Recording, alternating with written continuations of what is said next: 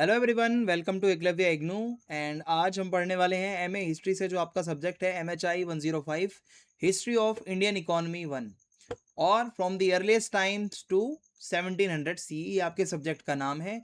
Most important questions जो बनते हैं आपके इस सब्जेक्ट से वो मैं आपको करवाने जा रहा हूँ। सो चलिए वीडियो को स्टार्ट करते हैं। सो MHI 105 आपका ये सब्जेक्ट है, इंग्लिश मीडियम में वीडियो है। फर्स्ट क्वेश्चन है आपका, how was the craft production organise during the medieval period. So craft production के ऊपर एक क्वेश्चन आपका जरूर आ सकता है, चाहे शॉर्ट नोट्स में आए चाहे वो लॉन्ग फॉर्मेट में आए, लेकिन ये आने के बहुत हाई चांसेस हैं। तो देखिए, क्राफ्ट प्रोडक्शन क्या होता है। मिडेवल टाइम पीरियड में बहुत सी चीज़ें ऐसी थी जो हाथ से बनाई जाती थी। अब चाहे उसमें कपड़ा हो, चाहे वो मेटल के टूल हो, चाहे वो पॉटरी हो, चाहे वो ज्वेलरी हो, चाहे वो पेपर हो, चाहे वो लेदर का प्रोडक्ट हो, चाहे वो कोई वेपन हो, ये सारी चीज़ें जब बनती हैं तो उसके प्रोडक्शन को क्राफ्ट प्रोडक्शन कहा जाता है। आई होप यहाँ तक आपको समझ में आ रहा होगा। अब मिडाइवल पीरियड में होता क्या था, क्राफ्ट प्रोडक्शन जो था ना, वो बहुत अच्छा था, क्योंकि जो आर्टिसंस थे, आर्टिसंस यानी कारीगर, वो बहुत स्किल्ड होते थे, उनमें बहुत तगड़ी स्किल्स थी। फैमिली वर्कशॉप्स, लोग अपनी जनरेशनल वर्क करते थे, दादा परदादा ने भी वही काम किया है, आगे की जनरेशन्स भी वही काम कर रही हैं। गिल्ड यानी कि बहुत सारी एसोसिएशंस होती थी इनकी, ठीक है। स्टेट पेट्रोनेज यानी कि जो मिडाइवल पीरियड में जितने भी रूलर्स थे वो आर्टिसंस को बहुत सपोर्ट किया करते थे। और मर्चेंट नेटवर्क्स, मिडाइवल पीरियड में मर्चेंट्स दूर दूर तक ट्रेड करने जाया करते थे। अब मैं आपको बताऊं, बहुत सारी जगहों पर अलग अलग जगहों के लिए वो भाई वो जगहें हैं वो फेमस थी, ठीक है। अब कहीं पे रॉ मटेरियल जैसा मिलेगा उसी तरीके का काम वहां पर होता था, ठीक है। अब स्किल्ड वर्कर कहाँ मिलेंगे, रॉ मटेरियल कहाँ मिलेगा, मार्केट कहाँ पर है, ये सब देखा जाता है। अगर ये सब एक जगह पर है आसपास, तभी वहां पर प्रोडक्शन किया जाता है। So the growth of towns, trade and royal courts further encourage the development of craft. तो धीरे धीरे जब टाउन्स बड़े हुए, ट्रेड होने लगा, और रॉयल कोर्ट्स यानी कि जो दरबार लगते थे बड़े बड़े, तो ऐसी जगहों से क्या हुआ, क्राफ्ट निकला, डेवलपमेंट हुआ क्राफ्ट वर्क का। सो मिडाइवल पीरियड में जो क्राफ्ट प्रोडक्शन है, आप कह सकते हो बहुत हाईली ऑर्गेनाइज था, सिस्टम बहुत अच्छा था। And agriculture, industries, trade, urban development, ये सारी चीज़ें आपस में कनेक्टेड हैं। ये सब कनेक्ट होते हैं डॉट्स, तभी जाके ये हमारा क्राफ्ट प्रोडक्शन होता है। सो सबसे पहले है यहाँ पे family based organisation of craft production. So देखो, क्राफ्ट प्रोडक्शन क्या है। मिडाइवल पीरियड में फैमिली वर्कशॉप्स हुआ करती थी, यानी कि परिवार के अंदर ही लोग अपने घरों में ही काम किया करते थे, कहीं बाहर फैक्ट्रियां नहीं होती थी। सारे फैमिली मेंबर्स प्रोडक्शन के काम में लगे रहते थे। जो मैन है, जो लड़के होते हैं, वो स्किल वाला काम करते थे। विमेन और चिल्ड्रन क्या करते थे, रॉ मटेरियल लेकर आते थे। स्पिनिंग का काम हो गया, पॉलिश करने का काम हो गया, कपड़ों पर डाई करनी है वो काम हो गया, यानी कि फिनिशिंग से रिलेटेड हल्का फुल्का जो काम है वो बच्चे और विमेन किया करते थे। और स्किल्स जो है ना, ये बहुत इंपॉर्टेंट बात है, एक जनरेशन से दूसरी जनरेशन को पास की जाती थी। यानी कि अगर किसी के दादा कोई आर्टिस्ट थे, वो अपने बेटे को सिखाएगा, वो अपने बेटे को सिखाएगा, यानी कि उनकी पूरी जनरेशनल वो एक, कहीं आप कह सकते हो कि वो काम था, ठीक है। सो बच्चे भी अपने माता पिता को ऑब्जर्व करते थे, देखते थे भाई पापा क्या बना रहे हैं, मम्मी क्या कर रही है, उनको मदद करते थे, इससे सीख गए। बहुत यंग एज में बच्चे सीख गए काम करना। सो इससे हुआ क्या, जो नॉलेज और टेक्निक है ना, वो फैमिली के अंदर रहती थी, ठीक है। और यहाँ पर आगे आने वाली कई जनरेशन्स तक वो प्रोडक्शन होता रहा अच्छी क्वालिटी का। फिर आता है specialisation of craft and skilled artisans. अब देखो होता क्या था, जो अलग अलग कारीगर होते थे वो अलग अलग काम में माहिर थे, ठीक है। वीवर्स भी थे, बुनकर थे, है ना, ब्लैक स्मिथ लोहार भी थे, गोल्ड स्मिथ सुनार भी थे, कारपेंटर लोग भी थे, पॉटर्स भी थे, लेदर वर्कर्स भी थे, पत्थर काटने वाले भी थे, पेपर बनाने वाले भी थे, आइवरी जो हाथी का दांत होता है उससे चीज़ें बनाने वाले कारीगर भी थे। सो आप कह सकते हो कि ये अलग अलग तरीके से इनकी कैटेगरियां होती हैं, अलग अलग तरीके के ये कारीगर हैं। ये सारे के सारे लोग आर्टिसंस कहलाते हैं, सारे के सारे लोग क्राफ्ट प्रोडक्शन की कैटेगरी में आते हैं। सो ये जो स्पेशलाइजेशन था, आप कह सकते हो कि जो प्रोडक्शन होता था वो हाईली एफिशिएंट था। और कुछ कुछ टाउन्स तो ऐसे थे जो कि भाई किसी किसी चीज़ के लिए जाने जाते थे। फॉर एग्जाम्पल, बंगाल अपने कॉटन के कपड़ों के लिए बहुत फेमस था, गुजरात अपने सिल्क के लिए बहुत फेमस था और अपने प्रिंटेड कपड़ों के लिए बहुत फेमस था, कश्मीर अपनी शॉल्स के लिए बहुत फेमस था, बिदार जो है वो अपने मेटल वर्क के लिए बहुत फेमस था। आप कह सकते हो अलग अलग जगहें अपनी अलग अलग चीज़ों के लिए बहुत ज़्यादा फेमस थी, जिसकी वजह से ट्रेड बढ़ता चला गया। आगे है role of guild in organising production. देखो गिल्ड क्या होता है इसको ध्यान से समझ लेना। ये एसोसिएशन है, जो कारीगर होते हैं जो सेम प्रोफेशन में लगे हुए हैं, जिनका काम एक जैसा है, वो अपना ग्रुप बना लेंगे। और इनका बहुत इंपॉर्टेंट रोल है यहाँ पे क्राफ्ट प्रोडक्शन में, क्योंकि जो गिल्ड होते थे ना वो क्वालिटी स्टैंडर्ड देखते थे कि जो भी चीज़ बन रही है वो सही क्वालिटी की है, उसका स्टैंडर्ड सही है या नहीं है, जो उसका प्राइस है वो सही है या नहीं है, मनमाना प्राइस तो नहीं है मार्केट में, और प्रोडक्शन जो भी होता था वो कंट्रोल्ड वे में हो रहा है या नहीं हो रहा। और क्राफ्ट्समैन यानी कि जो कारीगर हैं उनका भला, उनका कैसे भला हो सकता है, कल्याण हो सकता है, इसके लिए गिल्ड काम करती थी। ठीक है। और guild also trend apprentices who learn the craft under experienced members, यानी कि ट्रेनिंग भी होती थी यहाँ पे। ठीक है। और जिसने सीखा हो, प्रॉपर एक्सपीरियंस लिया है, मास्टर्स से सीखा है, so they ensure that only skilled people enter the profession. क्योंकि गिल्ड का ये मानना है अगर कोई भी आर्टिसन बन रहा है तो वो स्किल्ड है तभी उसको बनना चाहिए। ये चीज़ को इंश्योर करने का काम गिल्ड का है। और बहुत जगहों पर गिल्ड ऑल्सो सेटल्ड डिस्प्यूट्स, बहुत जगहों पर तो ये पंगे भी सॉल्व करवा देते थे अगर कहीं कोई कारीगर आपस में लड़ रहे हैं। ठीक है। ताकि इनकी कम्युनिटी में डिसिप्लिन बना रहे, क्राफ्ट कम्युनिटी यानी कि जो भी कारीगरों की कम्युनिटी है उसमें अगर कोई पंगा हो गया तो ये गिल्ड वाले उसको संभाल लेते थे।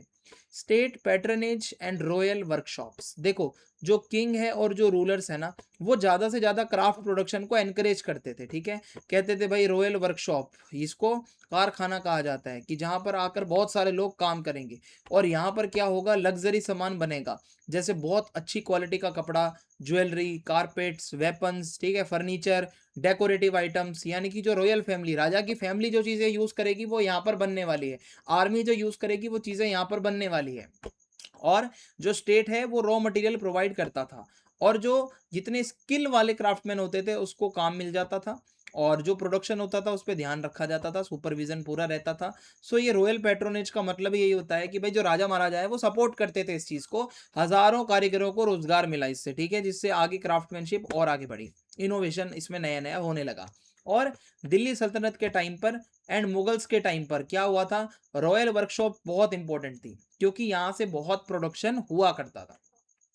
इसके बाद आगे है merchant control over craft production.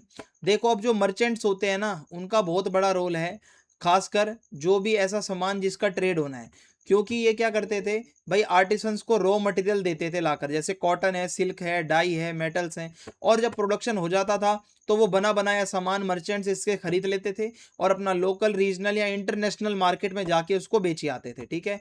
अब इससे होगा क्या कि भाई इससे फाइनेंशियल बर्डन बहुत कम हो जाएगा आर्टिसंस के ऊपर, क्योंकि उनको महंगे रॉ मटेरियल खरीदने खुद नहीं जाना पड़ेगा, उनको मर्चेंट्स लाकर दे देंगे। लेकिन आप कह सकते हो कि increase the dependence of craftsmen on merchants, लेकिन इससे वो ज़्यादा ही डिपेंड हो गए भाई उनके ऊपर, मर्चेंट्स के ऊपर, कि रॉ मटेरियल तो वही ला के देंगे। अब इससे क्या होता है कि वही फिर प्राइस एंड प्रॉफिट को कंट्रोल करने लग जाते हैं। Availability of raw materials and regional production centres, देखो the organisation of craft production dependent greatly on the availability of raw material. अब क्राफ्ट प्रोडक्शन होगा या नहीं होगा ये डिपेंड करता है कि रॉ मटेरियल है या नहीं है। अगर रॉ मटेरियल नहीं है तो भाई वो क्राफ्ट प्रोडक्शन नहीं हो पाएगा। अब देखो टेक्सटाइल क्या होता है, कपड़ा, टेक्सटाइल का जो प्रोडक्शन है ना वो कहाँ ज़्यादा होगा, जहाँ पर कॉटन ज़्यादा उगता है। मेटल इंडस्ट्रीज कहाँ ज़्यादा होंगी, जहाँ पर आयरन एंड कॉपर अवेलेबल है।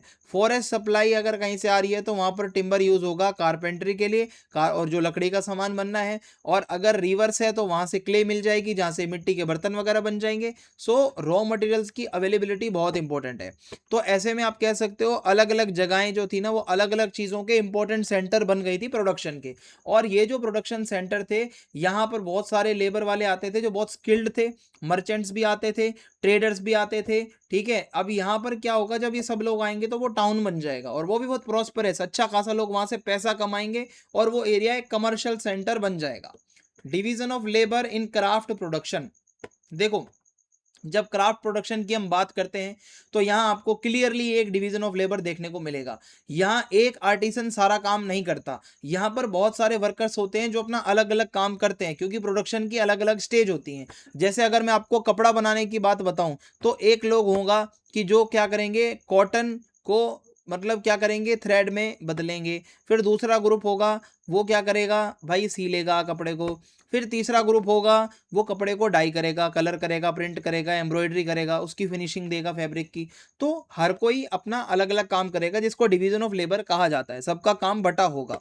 सो डिवीजन ऑफ लेबर से होगा क्या, प्रोडक्टिविटी बढ़ेगी, एक पे बर्डन नहीं आएगा, क्वालिटी अच्छी हो जाएगी, और लार्ज क्वांटिटी का सामान जो है वो प्रोड्यूस हो पाएगा बहुत कम टाइम में, और इससे लोगों को एम्प्लॉयमेंट की अपॉर्चुनिटी मिलेगी, काम करने का मौका मिलेगा। Urban centres as centres of craft production. देखो अब जैसे जैसे ग्रोथ होती गई टाउन्स की, तो वहां पर क्राफ्ट प्रोडक्शन बढ़ता गया। कुछ शहरों के नाम बता रहा हूँ, याद रखना, दिल्ली है, आगरा है, लाहौर है, अहमदाबाद है, मुल्तान है, सूरत है ना, जौनपुर है। ये बहुत इंपॉर्टेंट जगहें हैं जहाँ पर मैन्युफैक्चरिंग का काम होता था, और यहाँ पर मार्केट्स भी थी, वर्कशॉप्स भी थी, लोगों के घर में भी काम होता था, वेयर हाउस, बड़े बड़े गोदाम भी बने हुए थे, यहाँ पर ट्रांसपोर्ट की फैसिलिटी भी इन शहरों में बहुत अच्छी थी। तो ऐसे में आर्टिजन्स लोगों को खूब सपोर्ट मिलता था इन शहरों से, ठीक है। अर्बन सेंटर्स में आप अगर जाओगे तो आपको भाई शहरों में कस्टमर भी पैसे वाला मिलेगा जो आपका माल खरीद लेगा, है ना। रॉयल कोर्ट, आपको राजा का दरबार वहां मिलेगा। बाहर से आने वाले भाई विदेशी जो मर्चेंट्स हैं वो भी आपको मिल जाएंगे जो आपका सामान खरीद सकते हैं। सो धीरे धीरे जब ट्रेड बढ़ता गया, ये जो टाउन्स है ना जो मैं आपको बता रहा हूँ, ये बहुत इंपॉर्टेंट जगह बन गई भाई। इंडस्ट्रियां भी यहीं पर हैं, कमर्शियल हब्स भी यहीं पर हैं, अलग अलग तरीके का क्राफ्ट प्रोडक्शन भी यहीं पर हो रहा है। देन उसके बाद आता है trade network and expansion of craft industries. देखो अब जो क्राफ्ट प्रोडक्शन होता है वो बहुत क्लोजली लिंक है डोमेस्टिक और इंटरनेशनल ट्रेड से, क्योंकि जो भी यहाँ पर बनेगा ना भाई वो बेचने के लिए ही बनाया जाएगा। जो भी फिनिश सामान होगा, जैसे कॉटन का कपड़ा है, सिल्क का फैब्रिक है, कारपेट है, मसाले हैं, मेटल का प्रोडक्ट है, कोई नील है, इंडिगो है ना, ज्वेलरी है, ये सारा माल एक्सपोर्ट होगा, तभी वो बनाया जा रहा है। कहाँ जाएगा एक्सपोर्ट होके, West Asia, Central Asia, South East Asia, Africa, Europe, ठीक है। तो जो भी बन रहा है वो ट्रेड के लिए ही बन रहा है। अब धीरे धीरे जब इंडियन प्रोडक्ट्स की डिमांड बढ़ने लगी, सो भाई आर्टिसंस लोगों को और है ना एकदम जोश आ गया अंदर से, भाई अब तो और अच्छी क्वालिटी का माल देना है। सो ट्रेड रूट जो थे ना वो कनेक्ट करते थे प्रोडक्शन सेंटर्स को पोर्ट्स के साथ। जो पोर्ट होता है जहां पानी वाला जहाज खड़ा होता है, वहीं लोडिंग अनलोडिंग होती है सामान की, मार्केट्स वहीं आसपास भाई कनेक्ट हो जाती है। ऐसे ट्रेड रूट थे।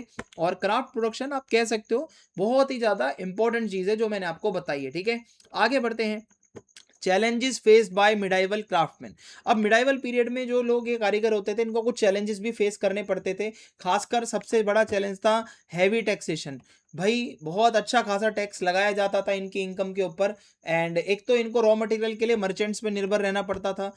डिमांड कभी ऊपर नीचे हो जाती थी, जो भी ये बना रहे हैं, कभी उसकी डिमांड ज़्यादा आती थी, कभी कम आती थी, कभी रॉ मटेरियल की शॉर्टेज हो जाती थी, कभी जहाँ पर ये रह रहे हैं वहाँ पॉलिटिकल इनस्टेबिलिटी भी हो सकती है जिससे प्रोडक्शन क्या पता रुक जाए, कभी वॉर हो गई, कभी कोई इन्वेजन हो गया, तो ऐसे में इनका ट्रेड रूट जो है वो बंद भी हो सकता था। सो इतनी डिफिकल्टी आने के बाद भी जो मिडाइवल क्राफ्टमैन थे वो बहुत स्किल्ड थे, बहुत उनकी रिस्पेक्ट होती थी, उनका जो प्रोडक्ट है भाई वो वैल्यू उसकी थी इंडिया में भी और बाहर भी। सो आप कह सकते हो इकोनॉमिक प्रॉस्पेरिटी, जो इंडिया में पैसा आया उस टाइम पे, जो कल्चरल डेवलपमेंट हुआ, वो क्राफ्टमैन की वजह से ही हुआ था। आई होप यहाँ तक आपको समझ में आया होगा। आया है तो कमेंट करके जरूर बताना। सेकंड क्वेश्चन है, analyse the debates on feudalism in India with special reference to Harbans Mukhia. तो हरबंस मुखिया का रेफरेंस देते हुए फ्यूडलिज्म के ऊपर आपका एक क्वेश्चन बन सकता है। तो चलिए भाई देखते हैं इसमें आपको क्या बताना है। सो फ्यूडलिज्म एक ऐसा टॉपिक है जिसपे बहुत डिबेट हुई है, पिछले कुछ सब्जेक्ट्स में भी ये टॉपिक आया था, अगर आपको याद हो। देखो हिस्टोरियंस बताते हैं कि क्या इंडिया में फ्यूडल सिस्टम था जैसा यूरोप में हुआ करता था, या थोड़ा अलग पैटर्न था यहाँ पे। कुछ हिस्टोरियंस का मानना है कि भाई इंडिया भाई यहाँ पे फ्यूडल स्टेज से गुजरा है। कोई कहता है कि नहीं भाई इंडिया में फ्यूडलिज्म जैसा कुछ आया ही नहीं था। तो एक सबसे इंपॉर्टेंट हिस्टोरियंस हैं इसके अंदर जिसका नाम है हरबंस मुखिया। ये क्या कहते हैं, देखो ये सवाल उठा रहे हैं कि भाई इंडिया में यूरोपियन स्टाइल का फ्यूडलिज्म था या नहीं था, इस पे सवाल उठा रहे हैं। और कह रहे हैं कि इंडियन सोसाइटी का अपना एक अलग सिस्टम था। कहते हैं कि ये जो डिबेट को जब आप समझोगे तो आपको मिडेवल टाइम पीरियड की सोसाइटी, इकोनॉमी और स्टेट तीनों के बारे में पता चल जाएगा अगर आप इसको अच्छे से ध्यान दोगे। देखो फ्यूडलिज्म का मीनिंग क्या होता है, इसके फीचर्स क्या होते हैं, हम इसके ऊपर पहले हम चल के डिस्कस कर लेते हैं। देखो फ्यूडलिज्म क्या है, एक सिस्टम है, काइंड ऑफ सिस्टम, जो मिडेवल यूरोप में आया था। पीछे सब्जेक्ट्स में हमने पढ़ा है, जब रोमन एम्पायर का फॉल हो गया था तो फ्यूडलिज्म आया था। अब इसमें होता क्या है, जो लैंड होगा, जो जमीन होगी ना, वही सोर्स ऑफ वेल्थ और पावर माना जाता है। जिसपे ज्यादा जमीन उसकी उतनी ज्यादा इज्जत। अब जो राजा हुआ करता था, वो क्या करता था, अपने नोबल्स को, अपने ऑफिसर्स को लैंड दे दिया करता था। जो भी वो अपनी मिलिट्री सर्विस देते थे ना, जो लड़ाई के टाइम पर, बदले में पैसे ना देकर उसको लैंड दे दिया जाता था। अब जो लॉर्ड्स होते थे, ये जो नोबल्स हैं, लॉर्ड्स हैं, इनके पास बड़ी बड़ी प्रॉपर्टी एस्टेट्स हुआ करते थे, ठीक है। अब जो किसान होते थे बेचारे, वो इस लैंड पर काम करते थे, इसके काम करने का वो किराया देते थे, ठीक है, या अपना लेबर सर्विस जो अपना फ्री में काम कर देंगे, या तो फिर वो। सोसाइटी आप कह सकते हो अलग अलग क्लासेस में डिवाइडेड थी, ठीक है, सोसाइटी बटी हुई थी। तो आप कह सकते हो पॉलिटिकल अथॉरिटी डिसेंट्रलाइज थी, ठीक है, अलग अलग जगहों पे पावर डिवाइडेड थी। अब फ्यूडलिज्म में मेन चीज जो आपको समझनी है वो यही है, लैंड ग्रांट, जो जमीनें दान में दी जाती है, और जो पावरफुल लैंडलॉर्ड्स होते हैं, ठीक है, और जो बेचारे किसान हैं वो डिपेंडेंट हैं, वो दूसरों पर डिपेंड कर रहे हैं, ठीक है। सेंट्रल अथॉरिटी बहुत वीक है, लोकल एडमिनिस्ट्रेशन ज्यादा चलता था, और इकोनॉमी जो थी ना, वो मेनली एग्रीकल्चर पर ही बेस्ड थी, और ट्रेड बहुत कम होता था। ये जिस टाइम पीरियड की हम बात कर रहे हैं, जब रोमन एम्पायर का फॉल हुआ था, उसके बाद कुछ ऐसी स्थिति थी। अब यहाँ पे सवाल ये आता है कि क्या ऐसा सब मिडाइवल इंडिया में भी होता था जैसा यूरोप में हो रहा था। तो अब यहाँ पे देखो ये डिबेट स्टार्ट होती है जब 20th सेंचुरी का टाइम आता है। हिस्टोरियंस ने कोशिश करी कि भाई इंडियन सोसाइटी में क्या क्या बदलाव आया, गुप्ता पीरियड से लेकर मुगल पीरियड के बीच में क्या चेंजेस आए सोसाइटी में। तो भाई हिस्टोरियंस का यही मानना है कि इंडिया में भी फ्यूडलिज्म आया था, क्योंकि यहाँ पर इस टाइम पीरियड के बीच में बहुत लैंड ग्रांट्स होते थे, जमीनें दान में दी जाती थी, और हमारे यहाँ पर भी लैंडलॉर्ड्स हुआ करते थे, ठीक है। हमारे यहाँ पर भी इस टाइम पीरियड में ट्रेड कम हुआ था, और हमारे यहाँ पर भी जो पीजेंट्स हैं वो बहुत ज्यादा डिपेंड रहते थे लैंड ओनर्स के ऊपर। तो काइंड ऑफ आप कह सकते हो कि जैसा यूरोप में था वैसा इंडिया में भी आया था। अब कोई कह रहा है कि भाई ये बहुत अलग था यूरोप से, इसको आप फ्यूडलिज्म नहीं कह सकते जो इंडिया में था। यही सबसे बड़ी डिबेट है हमारी हिस्टोरियोग्राफी में। जो हिस्टोरियंस ने जब हिस्ट्री लिखी, तो इनका आपस में ही समझ नहीं आ रहा था कि भाई ये कुछ ऐसा हुआ है या नहीं हुआ। तो अब इसकी मार्क्सिस्ट इंटरप्रिटेशन क्या है फ्यूडलिज्म की, मैं आपको समझा देता हूँ। देखो, जो मार्क्सिस्ट हिस्टोरियंस हैं वो हिस्ट्री को पढ़ते हैं, वो कहते हैं कि भाई जब प्रोडक्शन हो रहा है, ठीक है, उसमें क्या क्या चेंजेस आ रहे हैं, और क्लास रिलेशन, अलग अलग क्लासेस के आपस में क्या रिलेशन है। तो मार्क्सिस्ट हिस्टोरियंस ये कहते हैं जो सोसाइटीज है ना, वो अलग अलग इकोनॉमिक स्टेजेस से गुजरती हैं। सबसे पहले लोग स्लेवरी से गुजरे, है ना, जब गुलाम थे, फिर फ्यूडलिज्म आया, और उसके बाद कैपिटलिज्म चल रहा है। तो ऐसा मार्क्सिस्ट हिस्टोरियंस का मानना है कि हर देश कभी ना कभी सोसाइटी इन तीन स्टेजेस से गुजरती है। अब एक बहुत बड़े हिस्टोरियंस हैं राम शरण शर्मा, जो कि इस चीज को सपोर्ट करते हैं कि इंडिया में फ्यूडलिज्म था। वो कहते हैं कि गुप्ता पीरियड से ही जो बड़े बड़े लैंड ग्रांट्स हैं वो देखने को मिलते हैं ब्राह्मणों को और ऑफिशियल्स को, और टेम्पल्स, ठीक है। और ये सब मतलब आप कह सकते हो कि ये जो लैंड ग्रांट्स हो रहे हैं, इससे सेंट्रल गवर्नमेंट बहुत वीक हो गई थी। और ये जो लैंड होल्डर्स होते थे जिनको जमीनें मिलती थी, वो फिर वहां से टैक्स लेते थे, विलेजेस पे कंट्रोल करते थे, है ना, जुडिशियल पावर्स भी थी इनके पास, अपने एरिया में कोई अगर कॉन्फ्लिक्ट हो गया तो उसको रिजॉल्व भी करवा देते थे। तो आप कह सकते हो जो किसान होते थे ना, वो लैंडलॉर्ड्स के ऊपर ज्यादा डिपेंड रहते थे। तो आर एस शर्मा ये कहते हैं कि ये क्लियरली दिखा रहा है कि इंडिया में फ्यूडलिज्म था, ठीक है। अब हरबंस मुखिया क्या कहते हैं इसको भी समझ लेते हैं। हरबंस मुखिया चैलेंज कर रहे हैं फ्यूडलिज्म को। वो कहते हैं कि हिस्टोरियन सिंपली यूरोप का मॉडल इंडिया पर ना थोपे, जैसा यूरोप में होता था वैसा एज इट इज इंडिया में नहीं हो सकता। हरबंस मुखिया कहते हैं कि हर सोसाइटी की अलग कंडीशंस होती हैं। यूरोपियन फ्यूडलिज्म जो था ना, वहां पर वेसलेज सिस्टम था, लॉर्ड्स होते थे, वेसल्स होते थे, सर्फ होते थे। इंडिया में ऐसा कुछ भी नहीं था सोशल स्ट्रक्चर। वो कहते हैं कि ये जो फ्यूडलिज्म नाम की टर्म है ना, ये तो इंडिया के लिए यूज ही नहीं होनी चाहिए, ये कंफ्यूजन क्रिएट करेगी, इंडियन सोसाइटी की गलत पिक्चर बनेगी। मुखिया कहते हैं कि इंडियन हिस्ट्री को अपने टर्म्स पे पढ़ो, आप यूरोपियन कॉन्सेप्ट को कॉपी पेस्ट मत करो इंडिया में। Differences between European and Indian feudalism according to Harbans Mukhia. अब हरबंस मुखिया ने भाई हमें फर्क समझा दिया कि यूरोप का फ्यूडलिज्म इंडिया वाले से कैसे अलग है। अब कुछ इंपॉर्टेंट डिफरेंसेस ये हमें बताते हैं। जैसे यूरोप में क्या होता था, जो सर्फ होते थे वो लीगली टाइड टू लैंड, यानी कि वो कानून था कि वो भाई उनको जमीन पर रहना है, उन किसानों को, वो कहीं जा नहीं सकते हैं, फ्रीडम उनके पास नहीं थी। बट इंडिया में हमारे फ्रीडम यहाँ पर थी, किसानों को वो अपना काम कर सकते थे, वो परमानेंटली थोड़ी ना एक ही जमीन से जुड़े रहते थे, एक ही जगह पर एक ही मालिक के पास। भाई किसान है वो कहीं भी जा सकता है, पर यूरोप में ऐसा नहीं था। अब यूरोपियन फ्यूडल लॉर्ड्स जो है ना, उनके पास पूरा पॉलिटिकल मिलिट्री कंट्रोल होता था अपनी टेरिटरी का। बट इंडिया में जो पावरफुल लोकल चीफ होते थे ना, वो आप कह सकते हो कि बड़े-बड़े किंगडम्स के अंडर रहते थे, खुद कुछ नहीं करते थे। Trade and markets also continued in many parts of medieval India. अब इंडिया में ट्रेड भी होता था, मार्केट्स भी बहुत थी। बट यूरोपियन फ्यूडलिज्म में आप कह सकते हो कि ये ट्रेड कम करते थे इस टाइम में, खुद सेल्फ सफिशिएंट इकोनॉमी पे ध्यान ज़्यादा देते थे, अपनी चीज़ें खुद बनाते थे। बट इंडिया में तो इस टाइम पे ट्रेड हुआ करता था। सो ये डिफरेंसेस जो हरबंस मुखिया ने बताए, ये प्रूव करता है कि इंडिया में यूरोपियन जैसा स्टाइल में फ्यूडलिज्म नहीं था। हरबंस मुखिया का एग्रीकल्चर और पेजेंट इकोनॉमी पर क्या व्यू है, इसको भी समझ लेते हैं। देखो, हरबंस मुखिया कहते हैं कि जो इंडियन एग्रीकल्चर है वो कंटिन्यू था, है ना, और बहुत सारा सरप्लस प्रोड्यूस हो रहा था, जो जो भाई मतलब मार्केट में बेचा जा सकता है। और जो पीजेंट्स होते थे वो सिर्फ अपने लिए नहीं उगाते थे, वो इसलिए उगाते थे कि उसको मार्केट में बेच सकें। तो उनका मानना है कि ये जो एक्टिव ट्रेड हो रहा है, अर्बन सेंटर्स बने हुए हैं, कमर्शियल एक्टिविटीज इंडिया में हो रही है, तो इंडिया की इकोनॉमी आइसोलेटेड नहीं थी, सेल्फ सफिशिएंट आप नहीं कह सकते। ये आप मान के चलो, ये जुड़े हुए थे, हम सभी के साथ ट्रेड वगैरह करते थे। वो कहते हैं कि different region of India develop differently. वो कहते हैं पूरा इंडिया एक साथ डेवलप नहीं हुआ है। कुछ एरियाज इंडिया के ऐसे थे जो बहुत हाईली कमर्शियल थे, जहाँ पर बहुत ट्रेड होता था। कुछ एरियाज ऐसे थे जो बहुत गांव जैसे थे, बहुत ही रूरल थे। सो एक सिंगल मॉडल फ्यूडलिज्म का यूरोप का टैग आप इंडिया पर तो लगा नहीं सकते कि इंडिया में भी फ्यूडलिज्म हुआ करता था, ऐसा हरबंस मुखिया का मानना है। अब हरबंस मुखिया स्टेट के बारे में क्या कहते हैं, इसको समझ लेते हैं। तो हरबंस मुखिया का मानना है कि अपने मिडेवल इंडिया की हिस्ट्री में स्टेट यानी सरकार बहुत इंपॉर्टेंट है। जब जो राजा है वो कोई जमीन देगा किसी लोकल चीफ को, कोई दान में देगा जमीन, या कोई मंदिर, या कोई भाई अधिकारी को, ठीक है, तो सेंट्रल अथॉरिटी जो है ना वो एकदम से डिसअपियर नहीं हो जाएगी। वो राजा ऐसा नहीं है कि वीक पड़ जाएगा दान देकर, ठीक है। बड़े बड़े एम्पायर्स हैं, दिल्ली सल्तनत है, मुगल एम्पायर है, इनका भी टैक्स सिस्टम था, आर्मी भी थी, एडमिनिस्ट्रेटिव कंट्रोल भी अच्छा था, पॉलिटिकल अथॉरिटी भी इनकी काफ़ी अच्छी थी दूर दूर की टेरिटरीज तक। सो ये मिडेवल यूरोप से बहुत अलग है। वहां तो पॉलिटिकल पावर ही बिल्कुल ऐसे टुकड़ों में बटी हुई थी, फ्यूडल लॉर्ड्स के पास सारी पावर थी। सो हरबंस मुखिया का मानना है हमारा इंडियन स्टेट बहुत मजबूत था, ये एक रीजन है, आप इंडिया को एक फ्यूडल सोसाइटी नहीं मान सकते।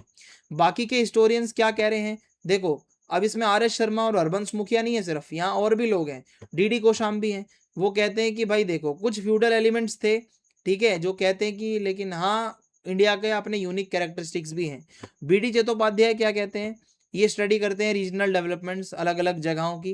कहते हैं कि political and economic changes were not the same everywhere in India, कि हर जगह इंडिया में पॉलिटिकल इकोनॉमिक चेंजेस एक जैसे नहीं है, कहीं ज़्यादा है चेंजेस, कहीं कम है।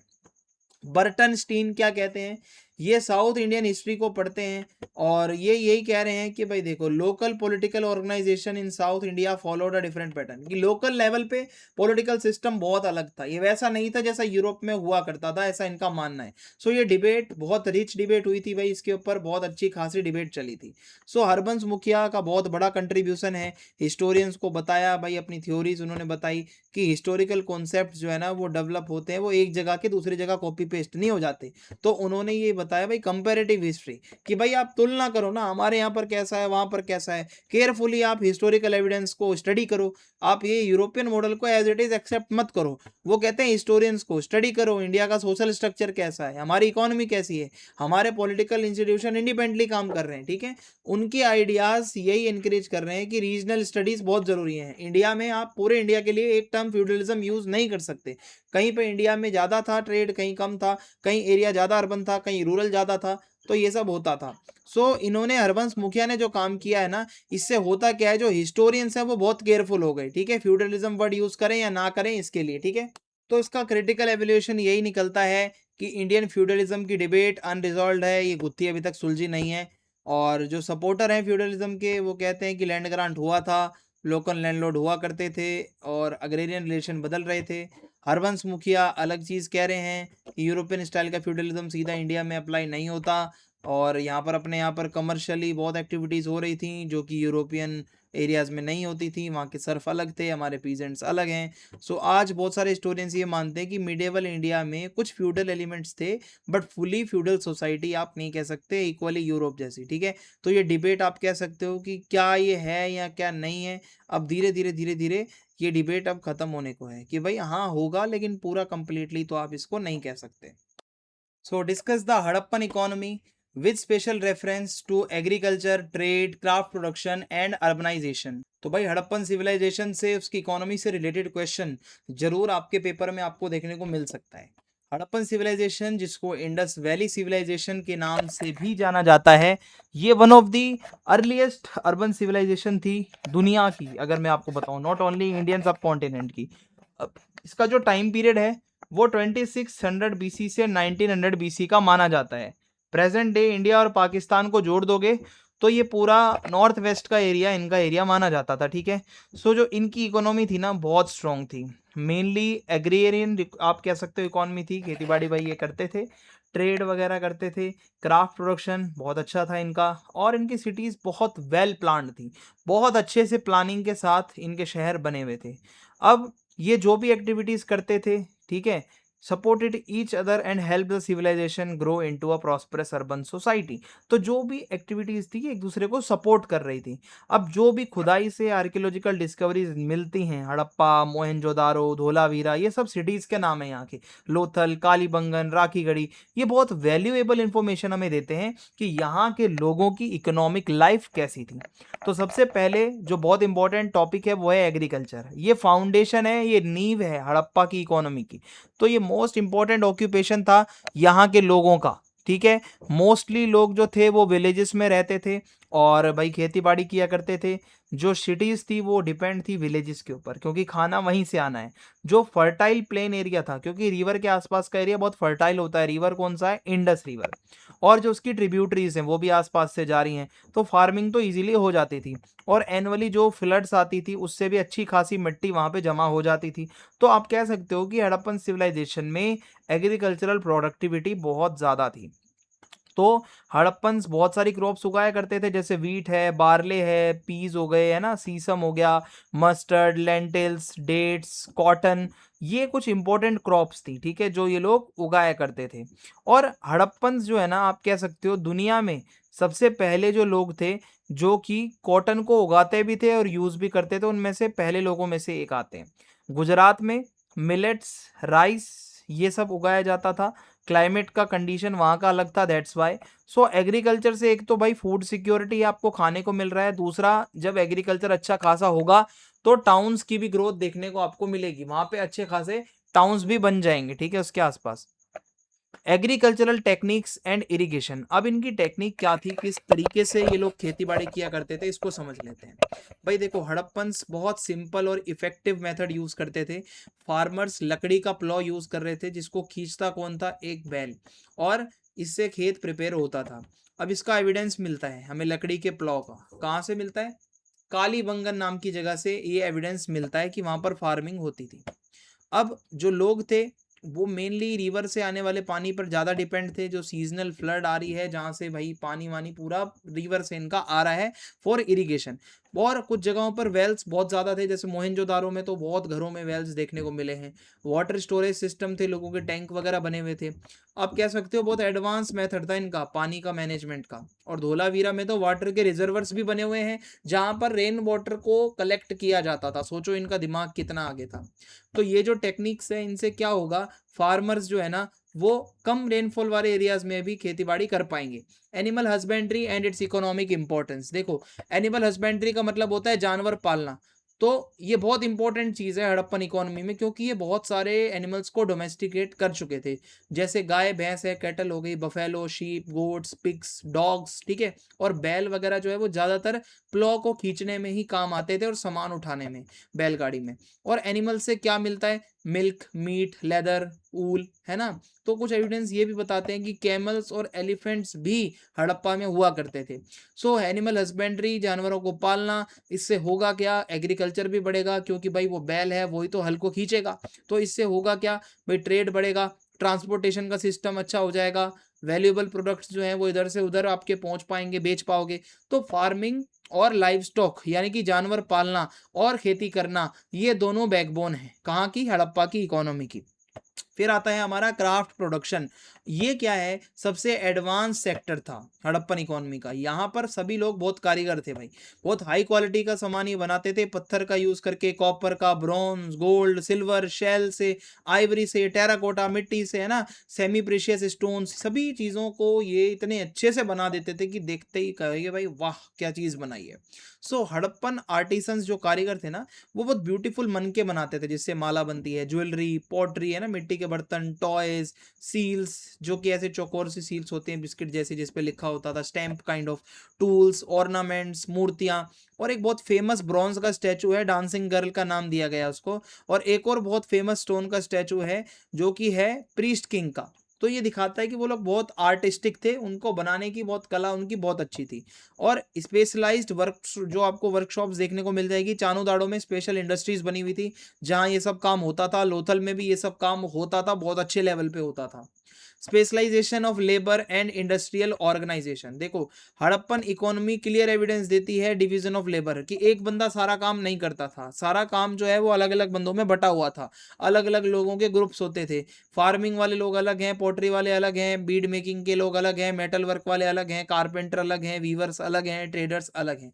सो ये स्पेशलाइजेशन से होगा क्या, प्रोडक्ट की क्वालिटी और एफिशिएंसी अच्छी हो जाएगी, एक ही बंदा सब काम नहीं करेगा, हर कोई अपना काम करेगा।